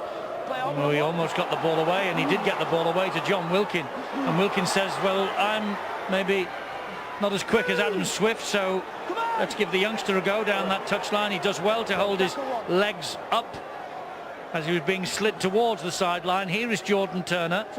And another error from Salford. It was an impossible ball from Rangi Chase. Flanagan. They'll just trundle it up. Roby will pick someone out. Wilkin. Scampering run. Jordan Turner. Oh, he's stretched out. He's bounced the ball, I think. It's come back to Wilkin. He's going to go upstairs, is Thaler. I think this is a try. Well, it was a fair old bounce, wasn't it? Oh, he's given the try as well on the field. Well, he's guessed at the decision. I think That's his best guess of a try. Now it's up to these two to turn it over if they can. Well, it certainly bounces a long way, but it's been sent up as a try. Does Jordan Turner get the ball grounded correctly? See, his hand's going to be on top of the ball as it comes down. He just needs his hand on top of it. Well, I think there's enough there on the ball for that try to be awarded, especially as the try's already been sent up from the referee. Is he short though? No. I think he touches the line. He just has to touch the line with the ball. And I think that does that there. I think his hand's on the ball as that ball hits the ground. It's a night of double tries if this is given. This will be a second try for Jordan Turner if he gets the green light. Remember, they have to be convinced that there is no try on evidence here, the two of them in the video ref box. Phil Bentham, Steve Ganson.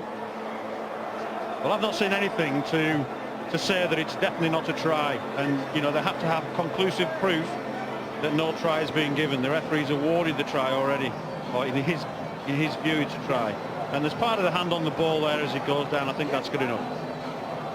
So the little pinky should come up with the TRY. They need to both be convinced it was no try to turn it round. Let's see. Try's given. Tries given to Jordan Turner. It's 2 tries for him now. We've had 2 tries for Percival. We've had 2 tries for Greenwood. We've had 2 tries for Jordan Turner. And we've got 2 points going the way of the champions. The night of the brace. And it's becoming ever so easy, isn't it? Just basic principle. That is poor defence. Gets it down. Not the best by Greg Johnson. Not the best by Rangi Chase either. Johnson went out, Turner went back on the inside. The official said it was A-OK with a pinky. The embarrassment continues for the Salford Red Devils.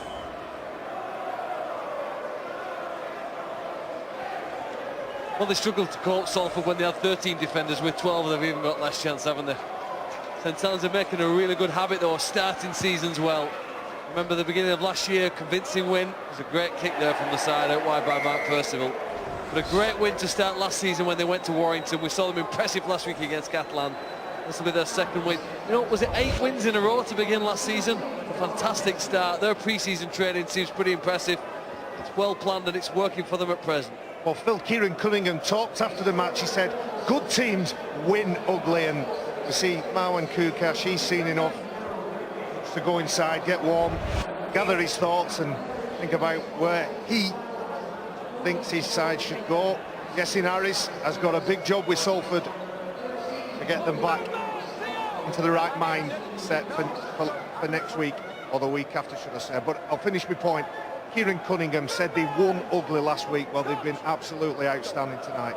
Yes, and they're scoring plenty of points, and they are not conceding many either. They've only conceded 2 tries this year so far. The World Club Series gets underway next Friday. Warrington St George Illawarra, 7:30 Sky Sports 1. Continues on Saturday when Wigan take on the Brisbane Broncos, also on Sky Sports 1, this time at 7:45.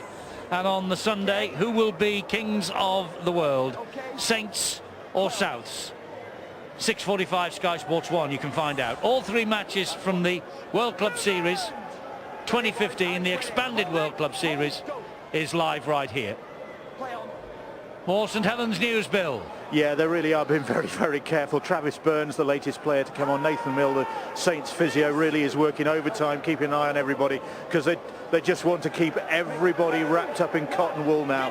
See this game out, so they've taken Travis Burns out of the firing line. Jordan Turner's come off as well, and it's just managing things, making sure nobody else picks up a faintest hint of a knock. Mind you, Salford have picked up 3 of those. Yes, they have, and Theo Fage with the kick. It finds touch.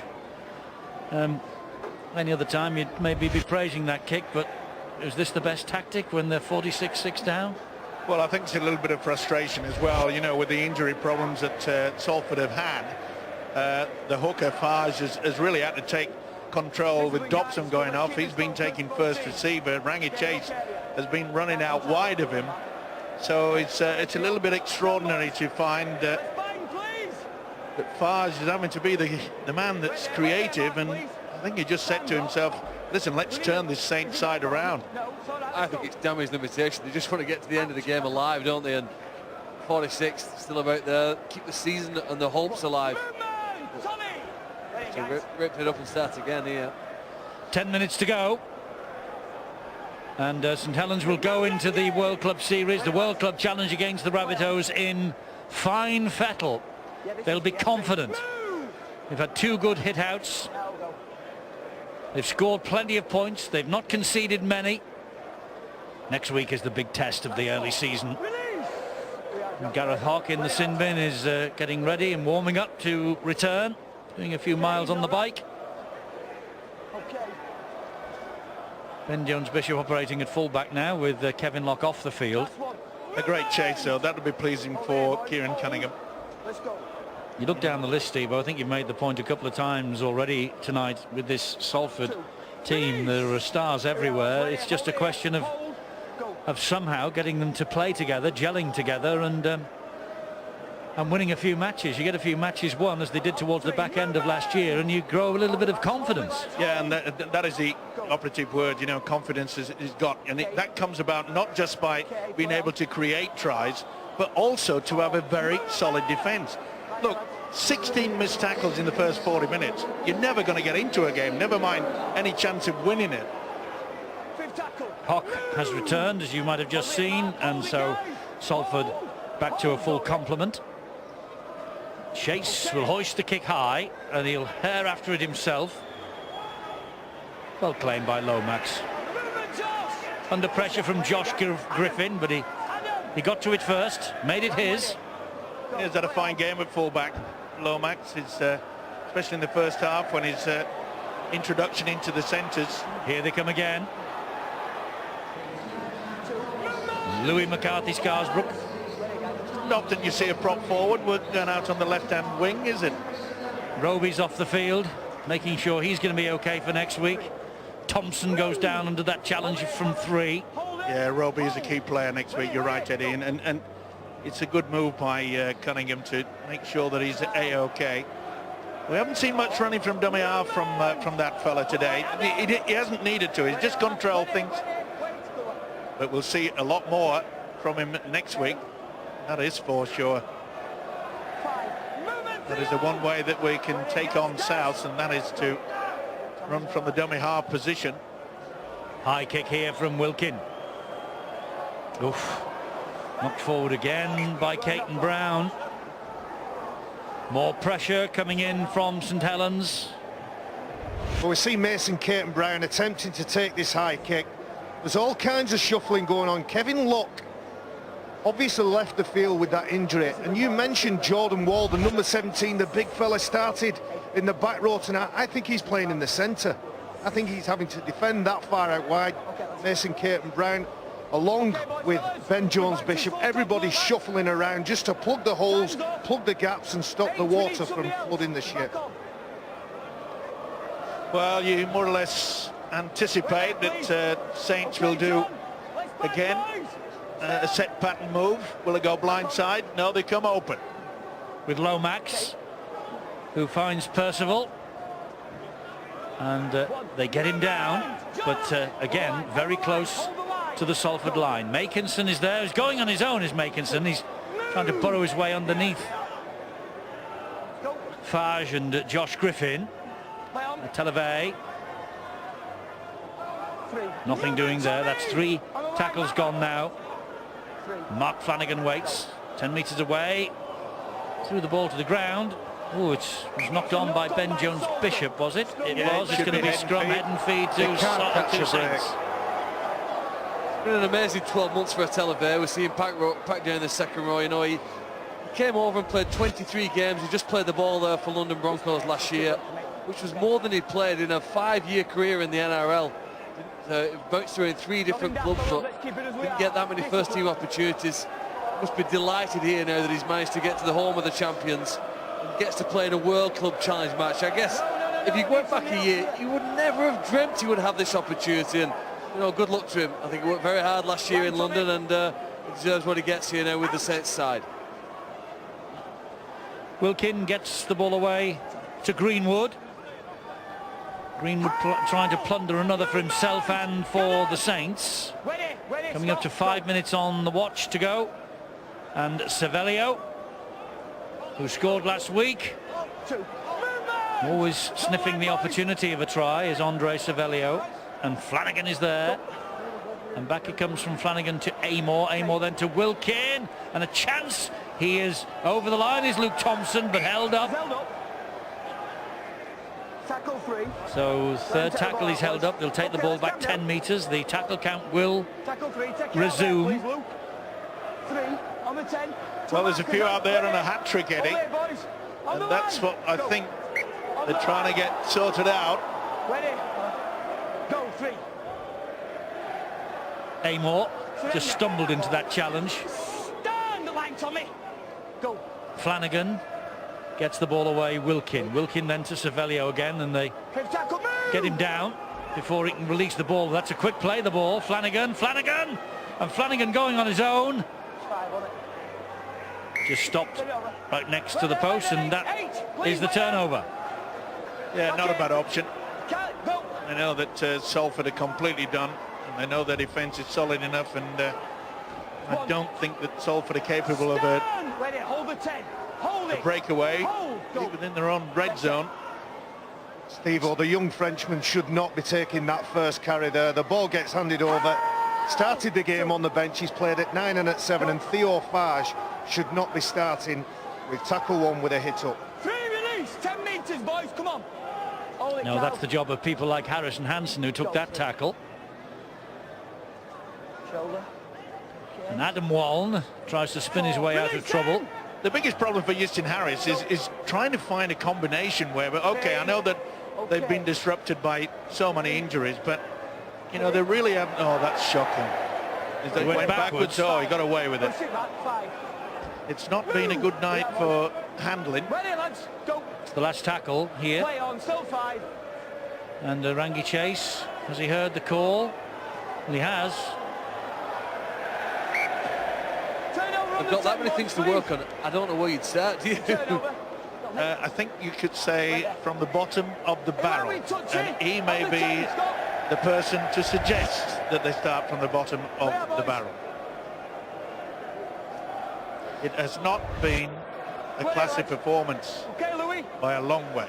They haven't performed well when they've been on Sky Sports. A lot of the television games, when the hype's been built up around them and the attention's intensified, they've failed to deliver because they're not as bad as what they've played tonight.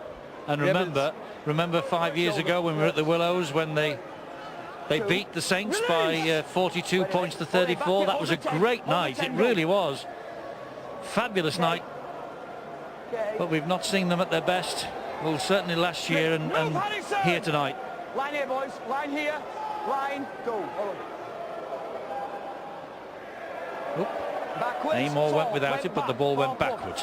The biggest problem for Salford, and perhaps their supporters, they would be very silly to think that because of those injuries, that is the reason why they're being hammered, Eddie.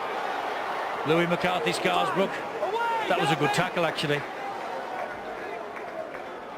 Very good tackle there. Caton Brown involved, and also Johnson. Crossfield kick. Plucked out of the air by Percival brilliantly, keeps the movement going. Savelio gets his second try in as many weeks. Andre Savelio. First ever try for Saints last Friday. Formerly with the Latchford Albion club in Warrington, an ex-England under-16 and under-18 international.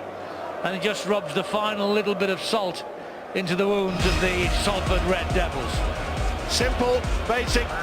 Wilkin has been on song with the high bomb tonight. What a great take, wasn't it? Then the offload, then the fend.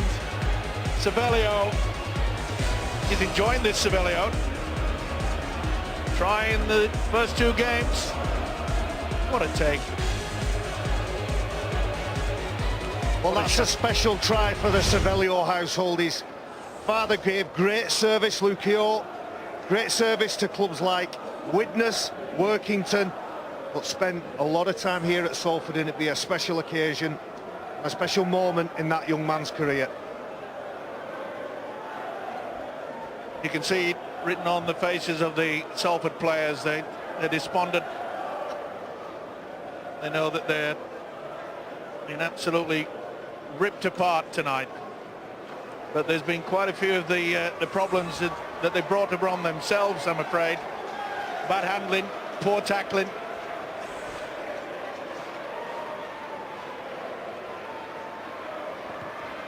Percival adds 2 more points to the total, and the champions have gone past the half century. It's 52 St Helens, 6 Salford. Yeah, it's been an impressive performance by St Helens, and their coach will be very, very pleased about it. Also be pleased about the fact that hopefully they haven't picked up any injuries. And there it is, that's it, it's the end. Well, the Salford fans are anything but happy, but the St Helens supporters are delighted. They're delighted with the new boys like Televe. They're delighted with the youngsters like Mark Percival, Adam Swift. Percival, 20 points in the match, for instance. And John Wilkin, well, the new skipper has yet to be on the losing side with the armband. Louis McCarthy, Scarsbrook, with a try. And they've completely outclassed the opposition tonight. There he is. Big points haul for Mark Percival, 20 from 2 tries and 6 goals. And well, they go forward to next week when they take the World Club Challenge in their stride. For Salford, there is an awful lot of work to do. Greenwood fully deserved it. A tremendous opening 30 minutes that we had from him. Yes, Joe Greenwood is the man of the match, and he's talking to Bill. Joe, 2 tries. This season has started off like a dream for you, hasn't it? Yeah, like it's unbelievable. Like going through pre-season and all the cold weather that you go through, and then you come out playing. That's all you want to do. Just get back playing. and obviously like we kicked on and obviously got the win out. Then we can move on to next week now. Look forward to next week. Can you remember anything of your tries in the game? Just have a think. No, it's just come past the parcel with game. You just carry on, just all the way through to 80 minutes. You don't really think about any of that. You just get your job done, and that's what you need to do. Going into this game, a lot of people anticipating a really fired-up Salford side. I mean, they gave Warrington a run for the money last week. Were you at all apprehensive about what you were going to be up against here? Well, we knew it was going to be difficult through the middle, so we had to stand up to that. And I thought the pack did well, and obviously the backs did their part as well. And obviously we came out with a win, which is good. And then obviously we can move on to next week, and all the confidence that we'll bring from this game we'll take into next week. So well done tonight, Joe. Cheers. Thank you. Well, let's bring in the coach, Kieran Cunningham. Put Joe Greenwood into a side like this, and he looks as though he's perfectly at home.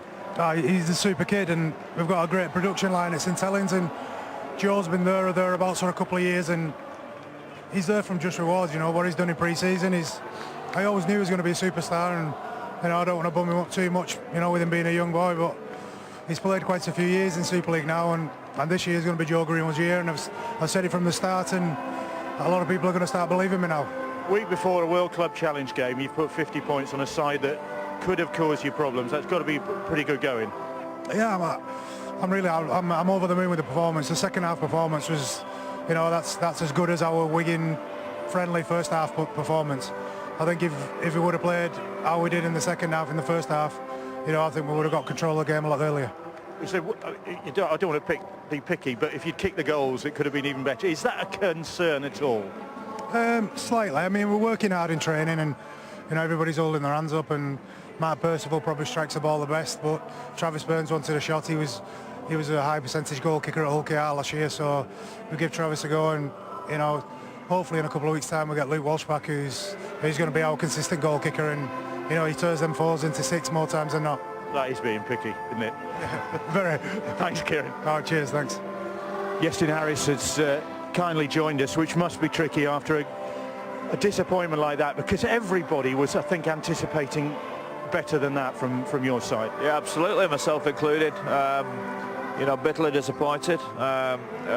Congratulate Saints and how well they played and how fantastic they were, but you know, for us, you know, the attitude wasn't there tonight, and we got beaten in every department, and unfortunately there's only one place to look, and that's the mirror, and everyone in this club has got to do that and transform this around, because it's only early in the year. We've got a long way to go, but certainly bitterly disappointed. And yet, I mean, you started off like an express train. If you'd kept your composure at times in that first half, certainly you had Saints on the rails. Yeah, I think that's a big word, composure. We didn't have any composure in any area of the game tonight, whether it be defensively or offensively. We look frantic, and you just can't do that against any side, but you know, a side that are the champions, you know, you just can't do that. You'll get exposed all over the place, and that's exactly what happened. Iestyn, thank you for talking to you. Cheers. Well, it must be very tough to come out and talk after a hammering like that, but a very honest appraisal from... Very poor attempt. He never really got himself into a decent position, and when it was knocked back there by Caton Brown, it was always going to be a gift.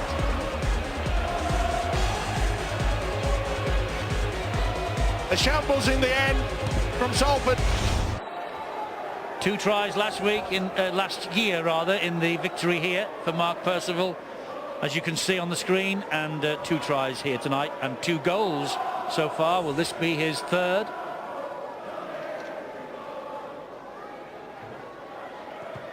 And the answer is yes, it will. So 30 points to 6 now. The champions are ahead. Well, Eddie, we talked about the trademark of Tommy Makinson when he scored that try for St Helens, but the trademark of John Wilkin is those high spiral hanging bombs, and Ben Jones-Bishop doesn't drop many high balls, and he's absolutely no idea where that ball is. In the last 8 to 10 minutes, it's took a wicked kink, and the ball's on the floor, and then it's a lottery. Louis McCarthy Scarsbrook, a big hit by Jordan Waln. He kept going, did Louis, who played the ball. And Adam Swift Not going anywhere under pressure like that. What can Salford do in the remaining 24 minutes or so of this match? Well, let's hope they improve, because it hasn't been a good performance, that is for sure. That's a good example there. There's two players from Salford involved in that play of the ball, and Mossy Massour just simply shrugs them off and plays the ball at his will. Now, don't get me wrong, Mossy Massour is a big bloke. You described him, Steele, as a big unit. I'll raise you, big unit. Mossy Massour is as big as Kilimanjaro, but he shouldn't be allowed to play the ball when he wants. Well, I think he perhaps runs a little bit faster than Kilimanjaro, but well, it's difficult for Salford and their coach Justin Harris, because we arrived here tonight expecting so much of an improvement, and you look down the list of their players that they've introduced. Okay, it didn't help with Corey Patterson having to leave early, but and Locke's off the field now, Steve-O, by the way. Yeah, and that's a knock-on. Just looks like Groundhog Day from 12 months ago, doesn't it? I mean, you want to be positive because the club has struggled for a long time and believe in better, but at the moment they have got a very long way to go. I mean, they'll cling on to the thought that they've had a very difficult start to the season. Warrington and St Helens are two possible grand finalists, and they've played them both in the first 2 weeks, but they've looked far from ready. I mean, if you go back to when they were attacking and they had those penalties out in the field, and the misdirected pass on the last play, it was as if they just turned up yesterday, got together for the first time as a side, which must be three Salford players trying to get at one particular man. That leaves you with no option but to leave a huge gap, and Turner certainly found it. Justin Harris just demonstrating a little bit of frustration at the fact that his team have just conceded the second try. Interesting fact about St Helens, that's the 6th try that they have scored so far this season. They've only kicked 1 goal. Will that be an Achilles heel for them until Luke Walsh returns to this side? Well, it certainly would have been a huge advantage to add an extra 4 points at this point in the game. But the biggest problem for Salford, as I mentioned, is their defence. You know, this cutout, oh, beautiful play again. He's having a big game, Kyle Amor. That should have been a penalty, and it is. Corey Patterson just hanging on too long. Midway through this first half, another penalty. And that's goes against Salford. And that's a sign of a side that's struggling. He realises that the defensive line, they find it difficult to get it all shaped into any sort of shape at all. And I must say that the way that St Helens have attacked from deep within their own half. Wigan Huddersfield is the Friday match tomorrow. Sky Sports 1 at 7:30. And then on Saturday lunchtime, 1:55 on Sky Sports 3, we see the Catalan Dragons against the Castleford Tigers. 3 great matches live on Sky Sports this weekend from the First Utility Super League. We're in round 2 of the 20th season. It's a solid run from Alex Walmsley. He's come off the bench, having done really well last week. Roby gets the ball away, and it is Joe Greenwood who comes up with the 3rd try down the blind side. And they took the sucker punch then, Salford. And Greenwood barged onto the ball. It was just set up for him beautifully by Roby, and Greenwood got the try, his first of 2015. And he deserves that, because he has shown up, as the boys have been saying. He's been showing up all night. Well, silly penalty away by Patterson. Didn't need that. And this is so simple. He'll be furious, Justin Harris. They just went to sleep. Look at Locke. If you're going to go, you're going to go. You've got to make sure that you get to somebody. He barely had a finger touch at Greenwood. That was so simple. He will, and I said it again, Justin Harris will be furious. There's no shape to their defence at all. Well, they've hit the dozen mark, have the Saints, while Salford are behind their own line again. And there's not too much talking being done. There's nobody reading the riot act. Harrison Hansen's having a bit of a... Yeah, and the biggest problem for Salford coach Justin Harris is the knowledge that their defence, they're getting out of shape. Some are coming out of the line, others hanging back. You could see there quite clearly that there were 3 Salford players trying to get at one particular man. That leaves you with no option but to leave a huge gap, and Turner certainly found it. Easton Harris just demonstrating a little bit of frustration at the fact that his team have just conceded the second try. Interesting fact about St Helens, that's the 6th try that they have scored so far this season. They've only kicked 1 goal. Will that be an Achilles heel for them until Luke Walsh returns to this side? Well, it certainly would have been a huge advantage to add an extra 4 points at this point in the game. But the biggest problem for Salford, as I mentioned, is their defence. You know, this cutout, oh, beautiful play again. He's having a big game, Kyle Amor. That should have been a penalty, and it is. Corey Patterson just hanging on too long. Midway through this first half, another penalty. And that's goes against Salford. And that's a sign of a side that's struggling. He realises that the defensive line, they find it difficult to get it all shaped into any sort of shape at all. And I must say that the way that St Helens have attacked from deep within their own half. Wigan Huddersfield is the Friday match tomorrow. Sky Sports 1 at 7:30. And then on Saturday lunchtime, 1:55 on Sky Sports 3, we see the Catalan Dragons against the Castleford Tigers. 3 great matches live on Sky Sports this weekend from the first Utility Super League. We're in round 2 of the 20th season. It's a solid run from Alex Walmsley. He's come off the bench, having done really well last week. Roby gets the ball away, and it is Joe Greenwood who comes up with the 3rd try down the blind side. And they took the sucker punch then, Salford. And Greenwood barged onto the ball. It was just set up for him beautifully by Roby, and Greenwood got the try, his first of 2015.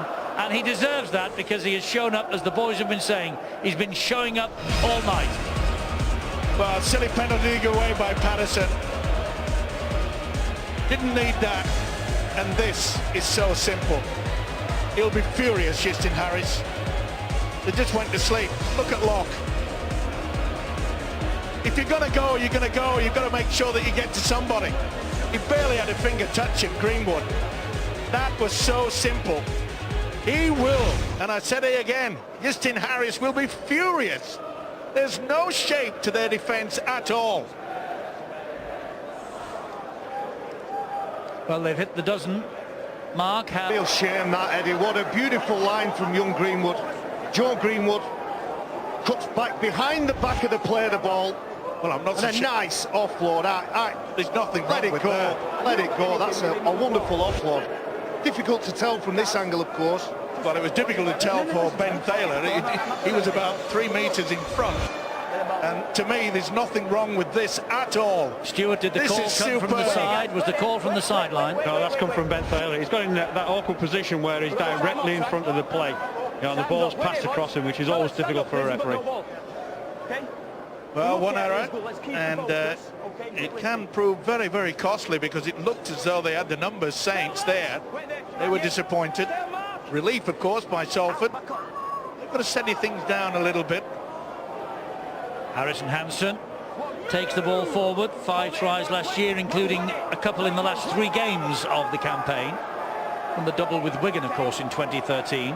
Well, the Reds need to find some quicker play the balls then. If you look at these collisions, it's brilliant technique by St Helens. 3 men in the tackle, controlling it out there. They're all back and set. When Salford play the ball, it's not with the speed with which the Saints do, and basically that does determine very often who wins the match. You're right, Phil, because the player that's been tackled, he really needs to come a little bit quicker than that. That'll be the knock-on. Nice little dummy runner. It was a delayed pass, just couldn't take it.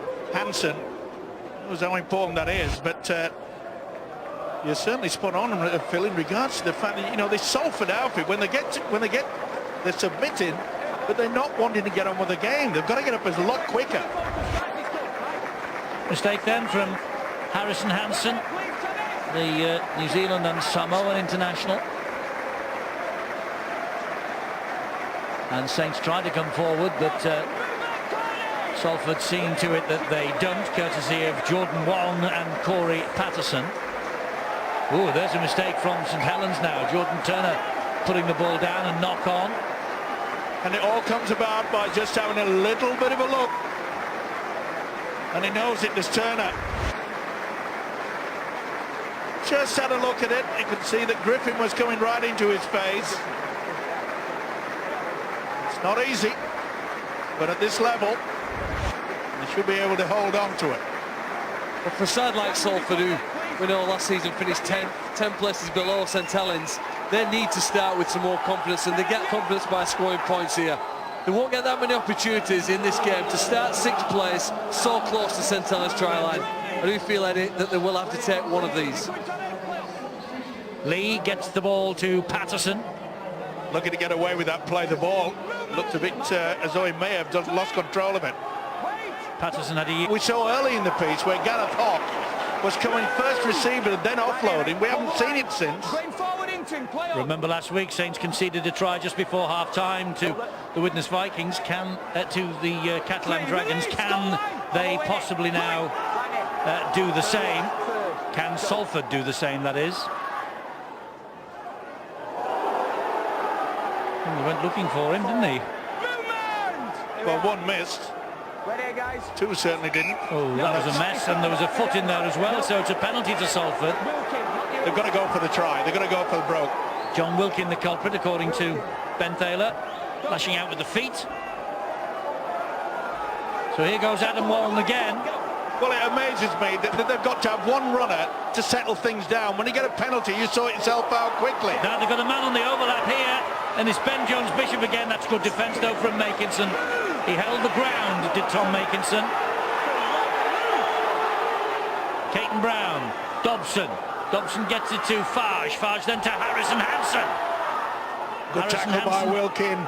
Boy, he tried to offload in Hansen there, but Wilkin was all over the ball. That should be a penalty.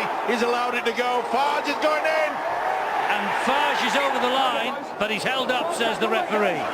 Good position there by Ben Thaler. Well, they'll only have one more play the ball, I feel. Maybe two if it's a big, if it's quick defence from Saints. Well, it's called time off. Now he calls time on, and the drive forward is by Jordan Wallen. And there's the half-time siren. Ball not back in play. Too late was the cry for Salford. And Kieran Cunningham and Sean Long will be pleased with the first half performance from the champions here. They were 14-0 up. They were pegged back by a wonderful try from Ben Jones-Bishop to 14-6. And then Luke Thompson, his try made it 20 points to 6 at the break. Salford have shown up in patches, but they have, well, they've just not been able to hold St Helens. The speed of the play, the ball has killed them. And I'm sure that Justin Harris will be trying to fix a few things up during the half-time break that we're now into. It's Salford Red Devils 6. It's St Helens 20.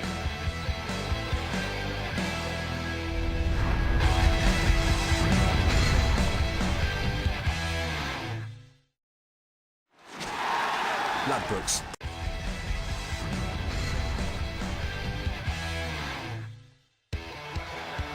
Two more live matches for you from the First Utility Super League this weekend. Friday, Saturday. Hey, you've got to get up there in that top 8. You don't want to be down in the dungeon, as they call it. I'm really impressed with the way that St Helens, they share the workload as well. You know, we often see wingers come in and try to take the ball away, give the forwards a little bit of a break. But they're relentless. They just know where to put themselves. And again, kicking early, down the middle. If it hits terra firma, it always gives the opposition a chance. Get that defensive line, and that is what you call pretty solid defence. Tremendous chase from Vey and Percival that. Caton Brown. You can see how this Saints defence is just forcing Salford into basically one-out rugby league football. And they need to do something better than this. Greg Johnson underneath that challenge. Theo Farge. It's the pass away once again, and it's Adam Wallen. Troubled pre-season for Adam Wallen. He was sent off against Dewsbury. He was sin-binned last week at Warrington. You know, when I came to the game, Steve, I was all excited when I heard that Kevin Locke was going to play. I've seen him play some fantastic rugby league and excited with what he can do. we haven't seen him get involved enough in this. There's another error here, and Salford are going to get the ball. There's still enough time for them to win this game. They obviously need to score 6 points soon and re-energise themselves. There's a mistake here by Swift. A second high kick comes down. Rangi Chase trying his best, but they're going to have to come up with some magic here to get over the line, because breaking through St Helens' defence isn't easy, and I'm hoping maybe Locke might have that magic trick up his bag. Time's up. Well, not the best from Adam Swift, and he knows it.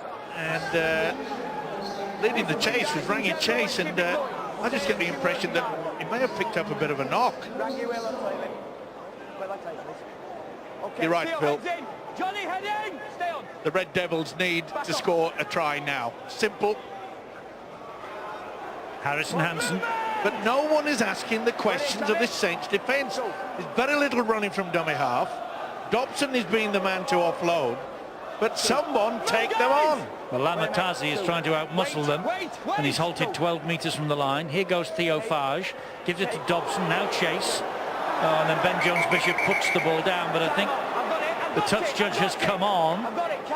They were trying to get the link going, but it's clearly not worked, has it? The players aren't in the right positions, and St Helens' defence is pretty good, although maybe illegally good at this point.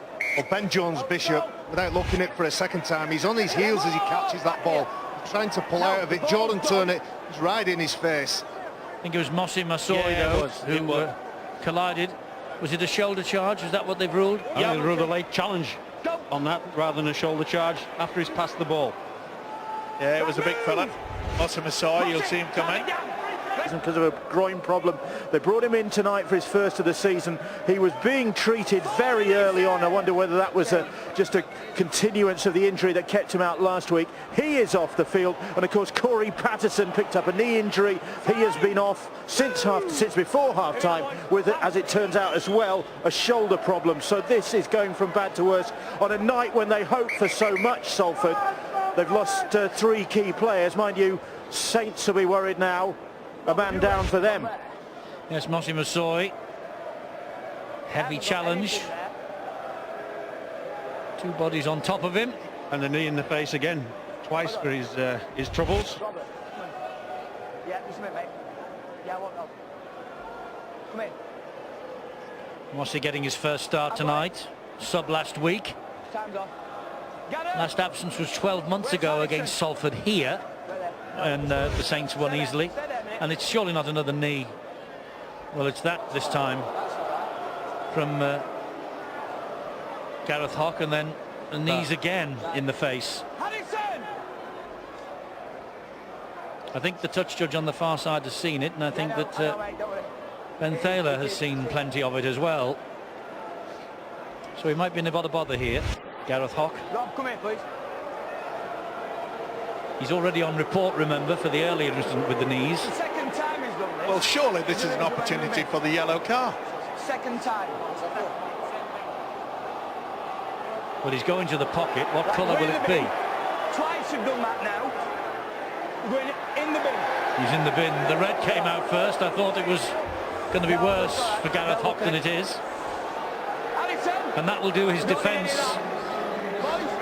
no good at all next week, if he is called up before the disciplinary committee. Yeah, the tackle was already completed. He didn't have to go in and swing it around there. Silly play. And now It's as if he wanted to come on. they're down to 12, and you know, this is a team game, and you've got to be responsible. You've got to be responsible and make sure that you keep 13 players on the field of play. Well, Saints have got 13 on, and Kyle Amor is one of them. Here's another penalty. Right, hold on, cool it down. Well, they are as frustrated, I'm sure, as their own supporters, the Salford Red Devils players, but they have to be better than this. Yeah, they're losing the plot completely. There's a wide belief in the modern game that you show your toughness and your steel by absorbing everything that's thrown at you. How much you can... Larry McDermott with an English dictionary for dinner, I think, today. All the C's. More of thesaurus, I thought, Eddie. Wilkin gets the ball away to Lomax. He loses it forward there in the collision. It wasn't not a knock on. He got a boot to it before he did down. Oh, he's going to put the scrum down. No, he's given a penalty. He's given Salford a penalty because Salford were, St Helens rather, were ahead of the ball, I think. Is that right, Stuart? Yeah, that's what he's given for. He was knocked forward. The man who knocked it on was tackled, so he could never get in front of him. So he's penalised the players for being offside. Did well to get the boot in eventually, but you can see that there was quite a few of them. Joe Greenwood, I think, the man who was penalised. This is Rangi Chase now. He gives it to Gareth Hock. Another great offload from Hock to Chase again. Dobson spins it wide to Harrison Hansen. He was looking for a short ball and decided in the end to take the tackle. The first one, they've made 2 metres gain, and they're 40 metres away here from the St Helens line. Taylor again will trundle the ball forward for the men in red, the Red Devils of Salford. Tommy Lee. Lee then to Dobson. Dobson, well, he looked to get the ball away to Locke. He couldn't find him. He found Mason Caton Brown, and Caton Brown couldn't pick the ball up cleanly enough. Well, it's very rare to see that from Michael Dobson, just a little bit over anxious. He was looking to see that Locke was coming through. He was a little bit late there. Just really good. Both teams. Let's just make sure holding the 10. Lost the plot slightly. Good opportunity, but in the opening 6 minutes, you sort of get this feeling that last season Salford promised a lot, didn't really achieve much, but I know it's only 6 minutes into this game, but they really have impressed me. Makinson taking the ball forward. Roby again is the dummy half. Here's Kyle Amor. Gets them almost to halfway. Marwan Kukash just popped his head into the studio just before kick-off. Had a word with Steve-O, and I asked if he fancied a drink. Steve-O took the large gin and tonic. I had a glass of water. You shouldn't tell lies on your birthday, Eddie. And this is a big error. Look, at this level, you can't take your eyes off the football. Steve-O, that's Gareth Hock right in the eye line of a Televate. He knows that Gareth Hock, another person that loves the physicality of the game. I think it's a great move to put him in the middle, a middle unit player. Although he's got 13 on his back, he's playing at prop. That's a role he'd be very familiar with. Offloads already, we've seen a couple of them. Well, when you think about the fact that he is playing prop, it means that he doesn't have to do too much running out wide in defence, as he would do playing as a loose forward. He knows he can stay in the middle. We've already seen 2 wonderful offloads. I think he's a prop. That's it. End of story from here on in.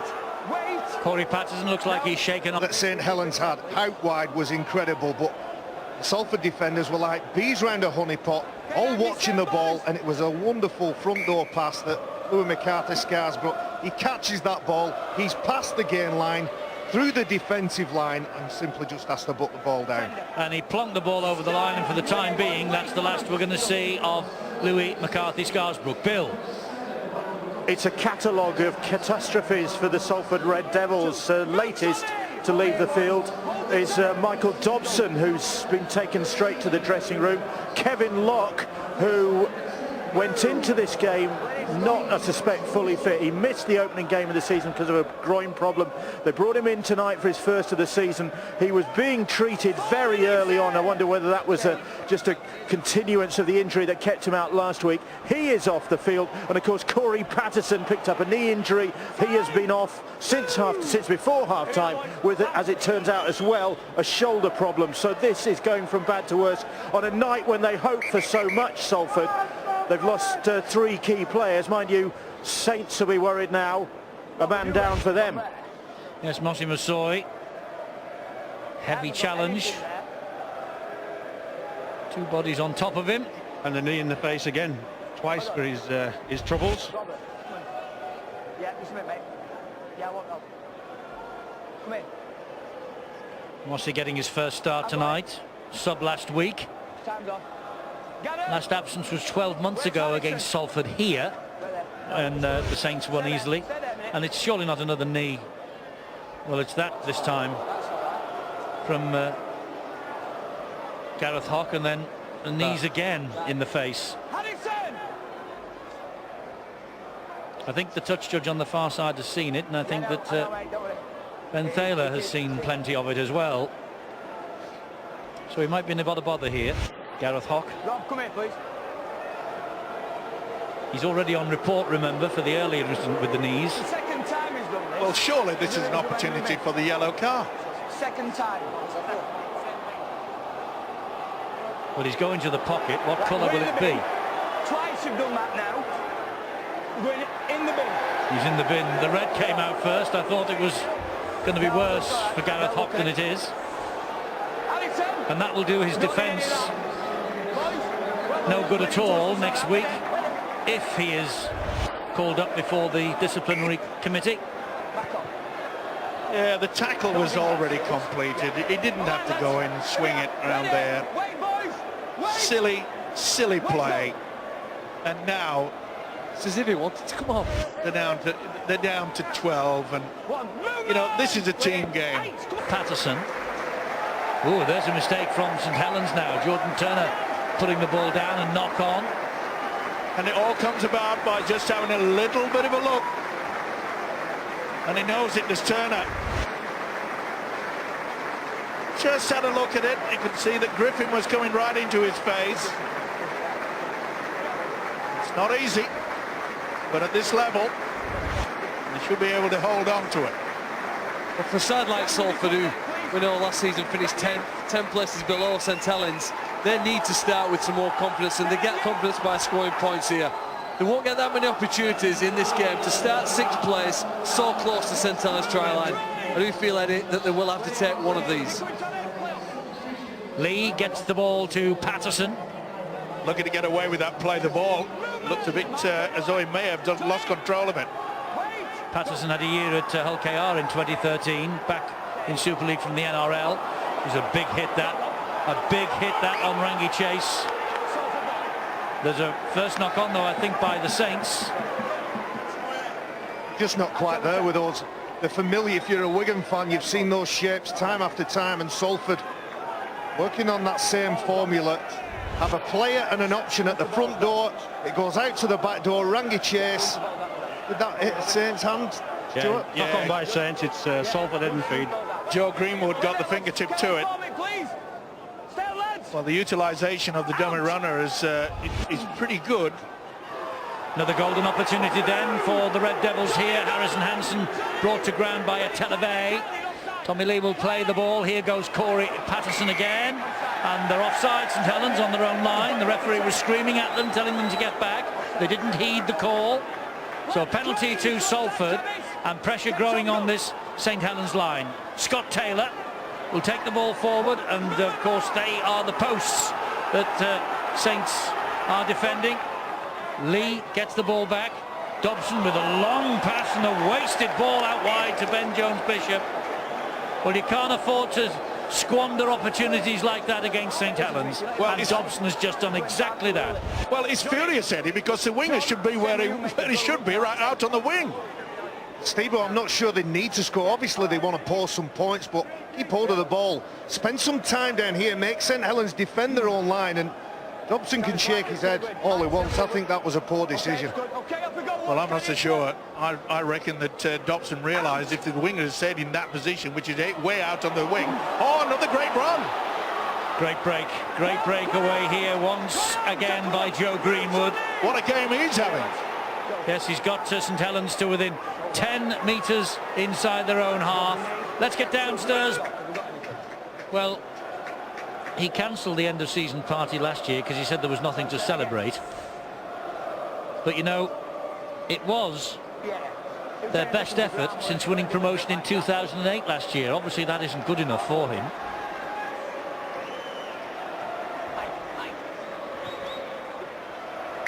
First of all, adds the extras. The scoreline doesn't look pretty from a Salford point of view. 36-6. Last year they won the last 3 home games of 2014, by the way. 5 of the last 6. The last home defeat was last July to the Leeds Rhinos until tonight. Well, as we watch the replay of that obviously Louis McCarthy Scars was delighted with those 4 points, but the shape that St Helens had out wide was incredible. But the Salford defenders were like bees round a honeypot, all watching the ball, and it was a wonderful front door pass that Louis McCarthy Scars brought. He catches that ball, he's past the gain line, through the defensive line, and simply just has to put the ball down. And he plonked the ball over the line, and for the time being, that's the last we're going to see of Louis McCarthy Scarsbrook. Bill. It's a catalogue of catastrophes for the Salford Red Devils. Latest to leave the field is Michael Dobson, who's been taken straight to the dressing room. Kevin Locke, who went into this game not, I suspect, fully fit. He missed the opening game of the season because of a groin problem. They brought him in tonight for his first of the season. He was being treated very early on. I wonder whether that was just a continuance of the injury that kept him out last week. He is off the field, and of course Corey Patterson picked up a knee injury. He has been off since before half-time with, as it turns out as well, a shoulder problem. So this is going from bad to worse on a night when they hope for so much, Salford. They've lost 3 key players. Mind you, Saints will be worried now. A man down for them. Yes, Mossy Massoy. Heavy challenge. 2 bodies on top of him. And a knee in the face again, twice for his troubles. Yeah, just a minute, mate. Yeah, I won't know. Come in.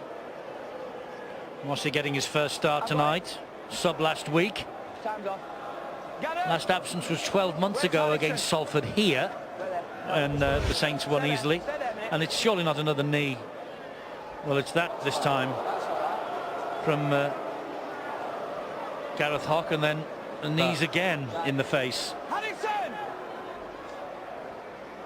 I think the touch judge on the far side has seen it, and I think that Ben Thaler has seen plenty of it as well.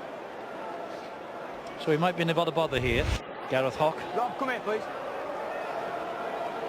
He's already on report, remember, for the earlier incident with the knees. The second time he's done this. Well, surely this is an opportunity. Now the Saints, and not just this match, but also the World Club Challenge against South Sydney is bound to be uppermost in their mind. Will that be a distraction? We'll have to wait and see. Same backline as last week. Luke Walsh not ready to come back. John Wilkin continues to deputise at half-back. Up front, changes. Mossy Massoy was a substitute last week. He starts here, and Mark Flanagan's industry and belligerence is expected to upset the big pack of Salford's forwards. No one was more delighted than Louis McCarthy-Scarsbrook to win the grand final last October. Louis makes his first appearance this season off the bench, and young Andre Savelio scored his first ever Super League try in last week's win against the Catalan Dragons. So it's a cool, chilly night, but the pitch in magnificent order, and the Red Devils just having their last few words together before taking on the champions here at the AJ Bell Stadium. And there are Saints in their light blue jumpers this evening. Change strip, of course, from what we saw last week against the Catalan Dragons. Champions, they lost 5 away games last year, and a big night for Sean Long back here at the AJ Bell Stadium. He was on Iestyn Harris's coaching register this time last year, and he is here tonight, of course, assisting Kieran Cunningham. Big crowd. They finished 10th last year, did Salford. Ono Marwan Kukash was so disappointed he cancelled their end of season awards night. Yet, you know, it was their best effort since winning promotion in 2008. The pressure is on Iestyn Harris to produce a team here this year that will make the top 8 at least. If they're to avoid dropping into the middle 8 after 20 rounds, that's exactly what they must do. They must produce their highest Super League finish since Carl Harrison guided them to 5th place and the playoffs in 2006. So the two sides will emerge together. Harrison Hansen, the new Salford skipper this year. John Wilkin, the new captain of the Saints. And out they come. And it's a mouth-watering match, this, Steve-O. It really is. Big money, Salford. Huge signings against the champions. Can't come much better than this, surely. No, and Iestyn Harris is fully aware, and also the Salford players. They know deep down inside that they have got to produce this year. They've had some good signings, none better than Michael Dobson. We've seen over the years when Dobson with Hulkinson Rovers, his amazing ability to create the opening, the final little pass, and keep your eye out for the combination of Kevin Locke, the Salford fullback, chiming into that 3-quarter line, and you can guarantee that Michael Dobson will be giving him. This is the big time for him at Salford, and certainly the big time for Kieran at St Helens as champions. Certainly is, but I keep mentioning it, but Salford's got to come up with something different, and that man has got to be bringing Chase. Here's Dobson. And there is Chase. Just delayed, and nothing on for him, so he took the tackle from Greenwood and Roby. It's a solid Saints defence, this. They're in good fettle ahead of next week and the World Club Challenge. Solid enough run from Darryl Griffin, one-time England international. They're in centre field, the Red Devils, with Theo Fage. Chase the no-look pass to Dobson. Great defence. It was great defence. Low down by Travis Burns. A Televay coming over the top as well. Going to be a high kick. And there it is, high, looking for Kevin Locke. The ball is knocked backwards, I think. Well, it was knocked back by a Salford hand. I had a suspicion it might have been knocked forward by Saints, but Ben Thaler saw it differently.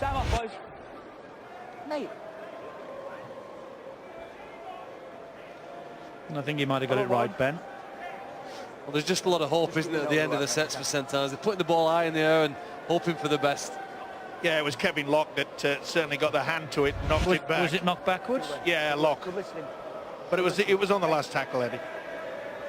Well, last year, only the two relegated teams in Wakefield scored less tries than Salford. From what we've seen here in the 50 minutes, it doesn't appear that their attack yet really has got to click. They passed the ball wide a few minutes ago, Steve, and you saw Rangi Chase with the ball in his hands, but none of his teammates seemed to be certain of which position on the field or which hole in the defensive line they were running into. So there's still a lot of learning got to take place here with both their attack and a massive amount of improvement with the defence. There seems to be a problem here with the jaw for Mark Percival, just having a check on him. Seems like he's okay. They want all the hands on deck next week and for the remainder of this match. In many ways, this is as equally important to them, with bearing in mind the 23 rounds before we get into the middle eights. Get as many points as you can, Steve, early on. Yeah, it's so important, as you say. You've got to get up there in that top 8. You don't want to be down in the dungeon, as they call it. I'm really impressed with the way that St Helens, they share the workload as well. You know, we often see wingers come in and try to take the ball away, give the forwards a little bit of a break. But they're relentless. They just know where to put themselves. And again, kicking early, down the middle. If it hits terra firma, it always gives the opposition. But if I read Ben rightly with what he said, the referee, he said he wasn't sure where the contact was, but there was a use of the knees, and that's why he's given the penalty. If he saw the knees going, if he didn't know where he hit him. Well, if that's the information he's dealing with, then it's probably a fair enough decision. But the yellow card should be used for situations like that now. Well, I don't think we'll hear the end of that. Which part of the body is it okay to go with the knees in on? I don't know. I was just thinking exactly that when I said it. I've no idea. Wilkin hoists the high kick. I think the referee's called Saints offside here. The ball's bounced horribly. The ball has bounced again. St Helens have touched down, courtesy of Percival. He's going to go upstairs with this. I heard him shout, "You two are offside." I don't know which two he was talking about, Ben Thaler. There's a whole host of things to sort out. He's given the try. That was the last. Well, again, we see Salford. Could be the second try this for Percival if it's given. Make a right mess of it. Well, the interesting thing on this, Robert Hicks on the far side has voted for no try, saying that Saints players were in front of the kicker. So it'll be interesting to see how this goes. Well, we've got players on the left-hand side that are offside, but all the ones on the right are onside. Who chases? Well, they're all onside. No one's within the 10. That's play on from there. Still onside. And that's a knock on by Salford, or a knock back by Salford. Video referees just checking these players. Probably checking a challenge. There's no interference there. Play on from here. This is TRY time. What a shocking attempt there. Ben Jones Bishop has missed it. So that ball's gone back. There's no interference. Is the ball grounded? That's try time. That's a try. Well, it's grounded. Caton Brown lost it. No question of that. The try's been given. He has to see something, or they have to see something to overturn it. and nothing there to overturn it. So Percival gets his second try of the match,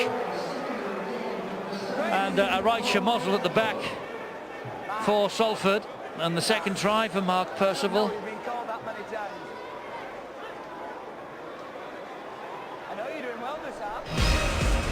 The high kick, it's undone Salford twice tonight. That is a very poor attempt. He never really got himself into a decent position, and when it was knocked back there by Caton Brown, it was always going to be a gift.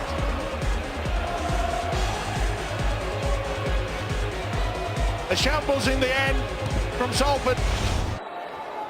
2 tries last week, last year rather, in the victory here for Mark Percival, as you can see on the screen. And let the referee, the man with a whistle, control it. Barry just sitting there with the air of a man who was proved right by the pictures. Nice feeling, Eddie. It doesn't happen very often. Chase gets the ball away again to Harrison Hansen. He's met by Televe and Mark Flanagan. Tommy Lee now from dummy half.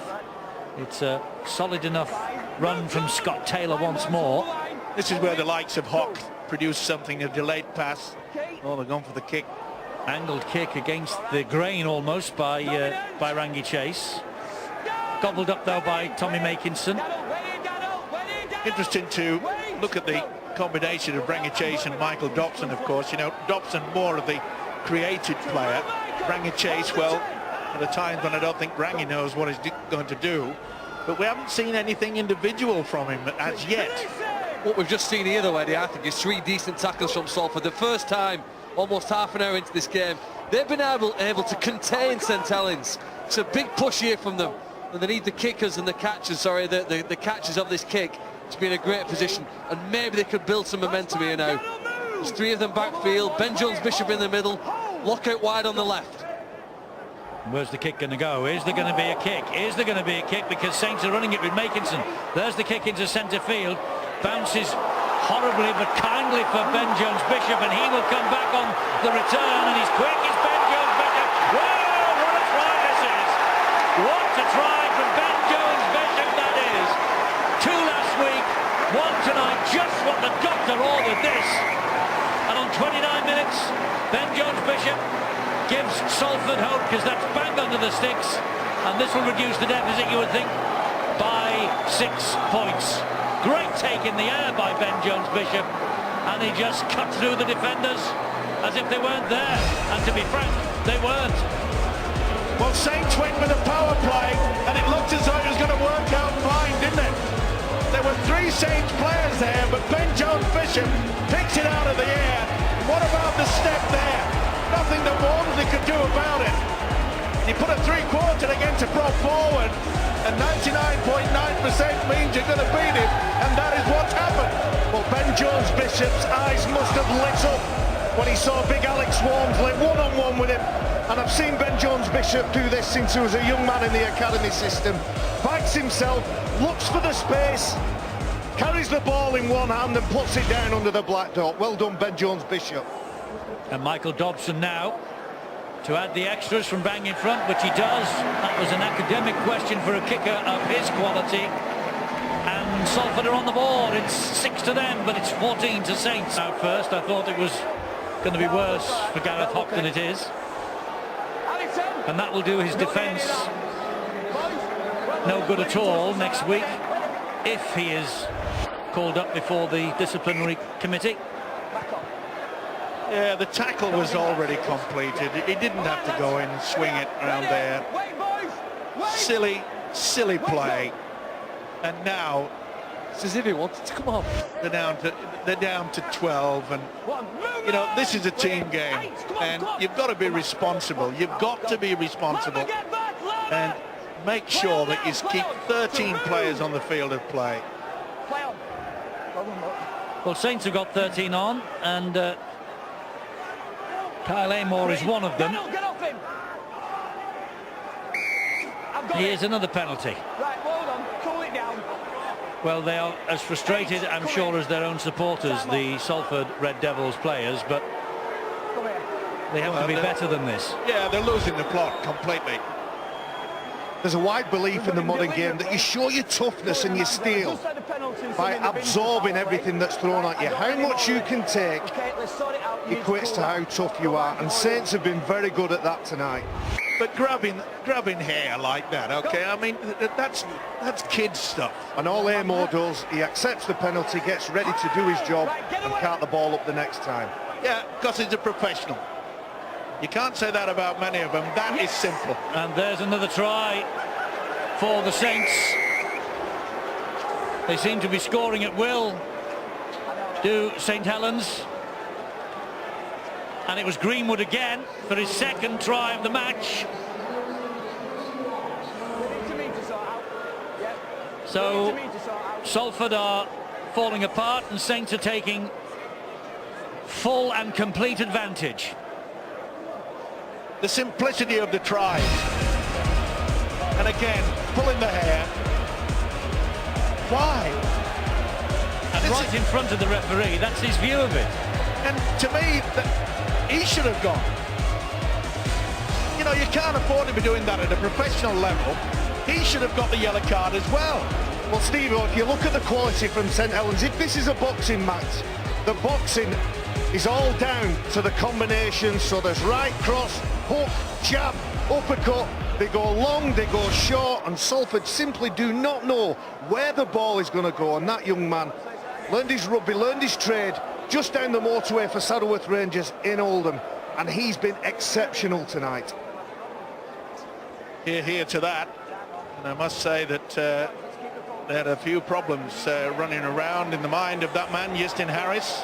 Paul Wellens and co are just watching everybody for any sign of anybody limping faintly at all, grimacing or anything like that. Tommy Makinson was just hobbling just for a brief moment, just a second or two ago. He's still not moving too finely, but Paul Wellens and co were looking at him. The physio went out and Tommy Makinson waved him away and said it's nothing. But they must have that in their minds now. They've got this game in the bag. Let's just take it easy, not put anybody in the firing line unnecessarily.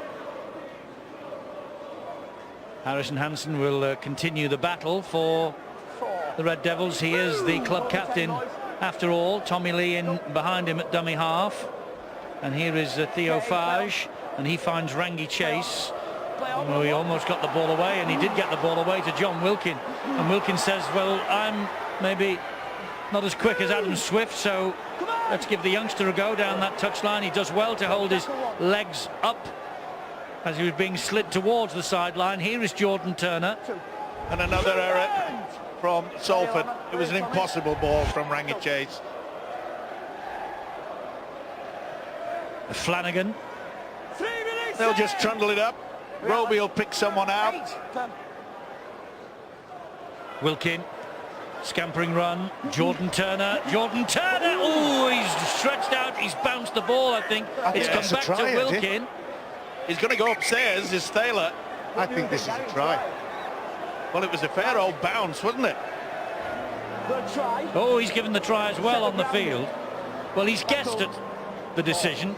I think that's his best guess of a try. Now it's up to these two to turn it over if they can. Well, it certainly bounces a long way, but it's been sent up as a try. Does Jordan Turner get the ball grounded correctly? See, his hand's going to be on top of the ball as it comes down. He just needs his hand on top of it. Well, I think there's enough there on the ball for that try to be awarded, especially as the try's already been sent up from the referee. Is he short though? No, I think he touches the line. He just has to touch the line with the ball, and I think that does that there. I think his hand's on the ball as that ball hits the ground. It's a night of double tries if this is given. This will be a second try for Jordan Turner if he gets the green light. Remember, they have to be convinced that there is no try on evidence here, the two of them in the video ref box. Phil Bentham, Steve Ganson. Well, I've not seen anything to say that it's definitely not a try, and you know they have to have conclusive proof that no try is being given. The referee's awarded the try already, or in his view it's a try, and there's part of the hand on the ball there as it goes down. I think that's good enough. So the little pinky should come up with the TRY. They're 46-6 down. Well, I think it's a little bit of frustration as well, you know, with the injury problems that Salford have had. The hooker Farge has really had to take control with Dobson going off. He's been taking first receiver. Rangi Chase has been running out wide of him. So it's a little bit extraordinary to find that Farge is having to be the man that's creative, and I think he just said to himself, listen, let's turn this Saint side around. I think it's damage limitation. They just want to get to the end of the game alive, don't they? And 46 still about there. Keep the season and the hopes alive. So rip it up and start again here. 10 minutes to go. And St Helens will go into the World Club Series, the World Club Challenge against the Rabbitohs in fine fettle. They'll be confident. They've had 2 good hit-outs. They've scored plenty of points. They've not conceded many. Next week is the big test of the early season. And Gareth Hock in the sin bin is getting ready and warming up to return, doing a few miles on the bike. Ben Jones-Bishop operating at fullback now with Kevin Locke off the field. A great chase, though. That'll be pleasing for Kieran Cunningham. You look down the list, Steve, I think you've made the point a couple of times already tonight with this Salford team. There are stars everywhere. It's just a question of somehow getting them to play together, gelling together, and winning a few matches. You get a few matches won, as they did towards the back end of last year, and you grow a little bit of confidence. Yeah, and that is the operative word, you know, confidence is got. And that comes about not just by being able to create tries, but also to have a very solid defence. Look, 16 missed tackles in the first 40 minutes. You're never going to get into a game, never mind any chance of winning it. Hock has returned, as you might have just seen, and so Salford back to a full complement. Chase will hoist the kick high, and he'll hair after it himself. Well claimed by Lomax. Under pressure from Josh Griffin, but he got to it first, made it his. He's had a fine game at fullback. Lomax is, especially in the first half, when his introduction into the centres. Here they come again. Louis McCarthy Scarsbrook. Not that you see a prop forward going out on the left-hand wing, is it? Roby's off the field, making sure he's going to be okay for next week. Thompson goes down under that challenge from 3. Yeah, Roby is a key player next week. You're right, Eddie, and it's a good move by Cunningham to make sure that he's A-OK. We haven't seen much running from dummy half from that fella today. He hasn't needed to. He's just controlled things. But Wilson behind him at dummy half, and here is Theo Farge, and he finds Rangi Chase. Oh, he almost got the ball away, and he did get the ball away to John Wilkin, and Wilkin says, well, I'm maybe not as quick as Adam Swift, so let's give the youngster a go down that touchline. He does well to hold his legs up as he was being slid towards the sideline. Here is Jordan Turner. And another error from Salford. It was an impossible ball from Rangi Chase. Flanagan. They'll just trundle it up. Roby will pick someone out. Wilkin, scampering run. Jordan Turner. Oh, he's stretched out. He's bounced the ball, I think. It's come back to Wilkin. He's going to go upstairs, is Thaler. I think this is a try. Well, it was a fair old bounce, wasn't it? Oh, he's given the try as well on the field. Well, he's guessed at the decision. That's 3. I think That's his best guess of a try. Now it's up to these two to turn it over if they can. Well, it certainly bounces a long way, but it's been sent up as a try. Does Jordan Turner get the ball grounded correctly?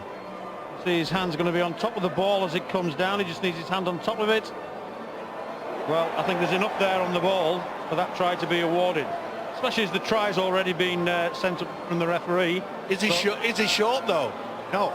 I think he touches the line. He just has to touch the line with the ball. And I think that does that there. I think his hand's on the ball as that ball hits the ground. It's a night of double tries if this is given. This will be a second try for Jordan Turner if he gets the green light. Remember, they have to be convinced that there is no try on evidence here, the two of them in the video ref box. Phil Bentham, Steve Ganson. Well, I've not seen anything to to say that it's definitely not a try, and you know they have to have conclusive proof that no try is being given. The referee's awarded the try already, or in his view it's a try, and there's part of the hand on the ball there as it goes down. I think that's good enough. So the little pinky should come up with the TRY. They need to both be convinced it was no try to turn it round. Let's see. Try's given. Try's given to Jordan Turner. It's 2 tries for him now. We've had 2 tries for Percival. We've had 2 tries for Greenwood. We've had 2 tries for Jordan Turner. And we've got 2 points going the way of the champions. The night of the brace. And it's becoming ever so easy, isn't it? Just basic principle. That is poor defence. Gets it down. Not the best by Greg Johnson. But the best by Bill. Yeah, we thought he wasn't going to continue for much longer, and Corey Patterson has left the field. He started off with a bang on the knee, which he seemed to run off, but it looks as though it's the left shoulder that has caused Patterson to come off the field, and not just come off the field. He's gone straight down the tunnel, accompanied by the Salford Red Devils medical staff for an investigation of that injury. So that is a blow for the Red Devils. I think they've got another one in the offing, because Kevin Locke has had treatment. Of course, he missed the first game of the season with a groin injury. He's had treatment as well, and he is a bit susceptible, so they're keeping an eye on their full-back. Well, here is a chance for Salford to strike back. Ateleve holds his head in his hands because it was his mistake, and he got the rounds of the kitchen here from Travis Burns after this error. Burns drops on it. And so he should as well. That's the second occasion that we've seen the big fella just have a look at the opposition. Mike, if you're looking at minor detail, though, maybe that pass could have been put in front of him rather than slightly behind him. Yeah, I agree, Phil, because you've got a full set defensive line from Salford all staring at you. And one of the points I was going to make about the St Helens side is their ruck speed is very good. It's too hot to handle for Salford. And we looked at Harrison Hansen. What will he be saying behind those sticks? It'll be, lads, let's take a deep breath, get some control, and to play the ball, and not let the Saints play the ball at the speed they want to. Greg Johnson, Salford playing the ball at the speed they want to at the moment. Good hands on show from then. Rangi chases the heartbeat of it, and here he is again. Oof. And Hock went through the defensive line, but the tackle was made in defence by Alex Walmsley, so the referee says play on, you got him. And Hock bounces off Wilkin. Oh, hang on. He did run behind one of his players, but it's a tough call. Well, he's in the defensive line, he's run behind his own player.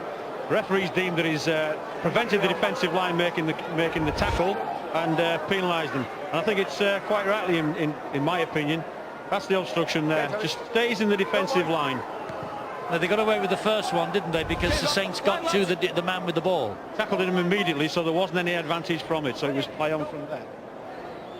But not so on that occasion. 25 minutes gone. St Helens leading 14-0. Remember this time last year, just about. It was a round later. It was round 3. But the same time of the year in February, St Helens won this match by 38 points to 0. It's the last thing that St Harris will want to happen tonight. Well, it was 12-0 at half-time as well, that game. Salford's still in it. But they've been to the other end of the field 4 times. And look, there's an obstruction there, but not according to the referee. Salford have been in an attacking position 4 times in this game, and on all 4 occasions they've blown it. They've either lost the ball or thrown it out of play, been obstructed and penalised as well. So they really need to improve what they're doing. Well, they got away with it.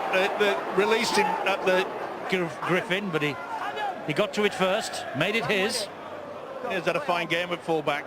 Lomax is, especially in the first half when his introduction into the centres. Here they come again. Louis McCarthy Scarsbrook. Not that you see a prop forward going out on the left-hand wing, is it? Roby's off the field, making sure he's going to be okay for next week.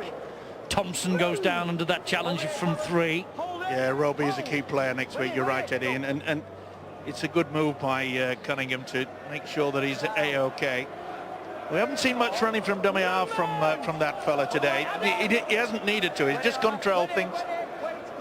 But we'll see a lot more from him next week. That is for sure. That is the one way that we can take on South, and that is to run from the dummy half position. High kick here from Wilkin. Oof.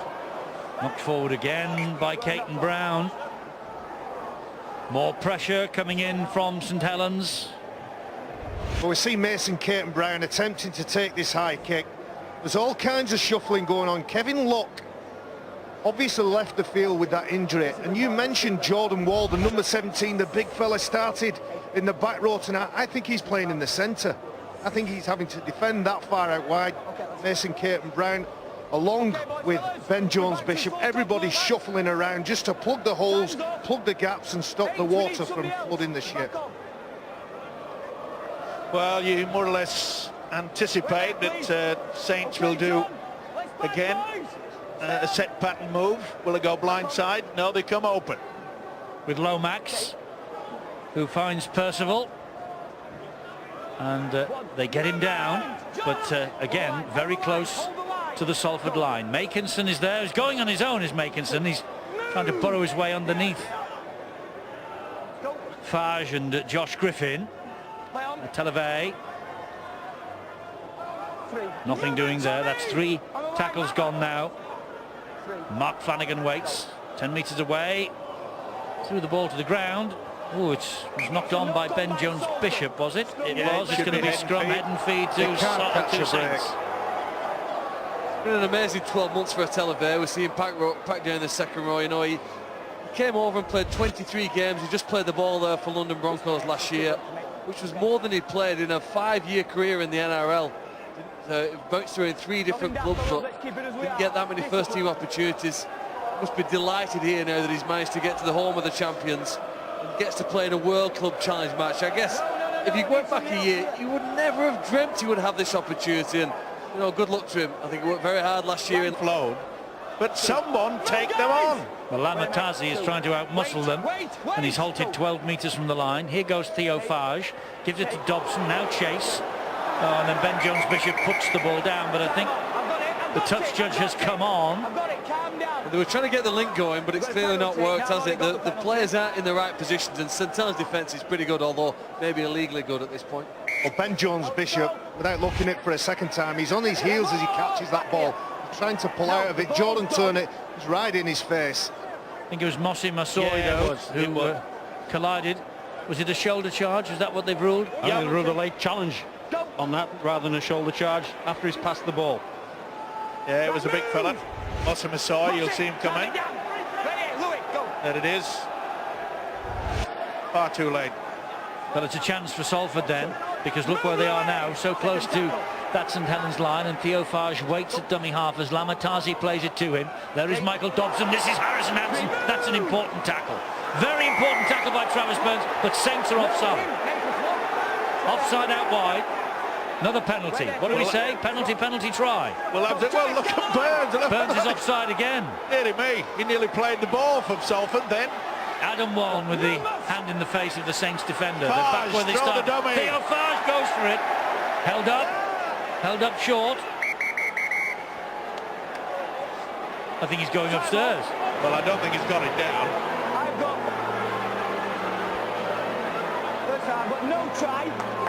Stevie's grounded the ball, please. So they just want to check whether he's grounded the ball, and Phil Bentham on the right of his screen, Steve Ganson on the left will just check this out. If they can see that the ball is on the ground, they have the ability, they have the right to change the decision. That's right. The referees send it up as a no try, so they have to see whether they agree with him. And they have to universally agree, don't they, Stuart? Yes, they make their own decision, and we then go on the majority decision with the referee's decision counting as one. And I think it's fairly obvious from what we've seen so far that ball's not on the ground. So I think Ben Thaler's original decision will stand on this. That's his view. That's Ben Thaler's view we're looking at here. That's with the ref cam. And I think you'll see that you can't actually see the ball from where he's looking, so he's within his rights really to just check that he hasn't gone underneath the players. It's great work by Lomax. He's got right underneath him, and there's no way in the world that the hooker can get that ball down. Well, they were caught out by Elwar Pelissier on a similar play, weren't they, last week? He just crashed over when he tapped the ball and went. Here they're now back 10 more metres, but they need a magic play from somebody here with a red shirt on. Yeah, so there is no try. And the tackle count resumes 10 metres from where he was held up. And It's ready to do his job and cart the ball up the next time. Yeah, because he's a professional. You can't say that about many of them. That is simple. And there's another try for the Saints. They seem to be scoring at will, do St Helens. And it was Greenwood again for his second try of the match. So Salford are falling apart and Saints are taking full and complete advantage. The simplicity of the tries. And again, pulling the hair. Why? And right in front of the referee, that's his view of it. And to me, he should have gone. You know, you can't afford to be doing that at a professional level. He should have got the yellow card as well. Well, Steve, if you look at the quality from St Helens, if this is a boxing match, the boxing is all down to the combinations. So there's right cross, hook, jab, uppercut. They go long, they go short, and Salford simply do not know where the ball is going to go. And that young man learned his rugby, learned his trade just down the motorway for Saddleworth Rangers in Oldham, and he's been exceptional tonight. Here to that. And I must say that they had a few problems running around in the mind of that man, St Harris. This has been a real shellacking.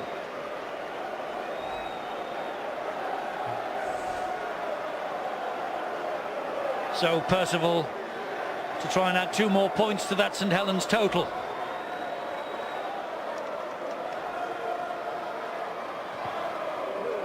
Ooh, and he's pulled it the wrong side of the post. But they've hit the 40. Salford 6, Saints 40. Well, the closeness of the scorelines last weekend was the feature of the opening round.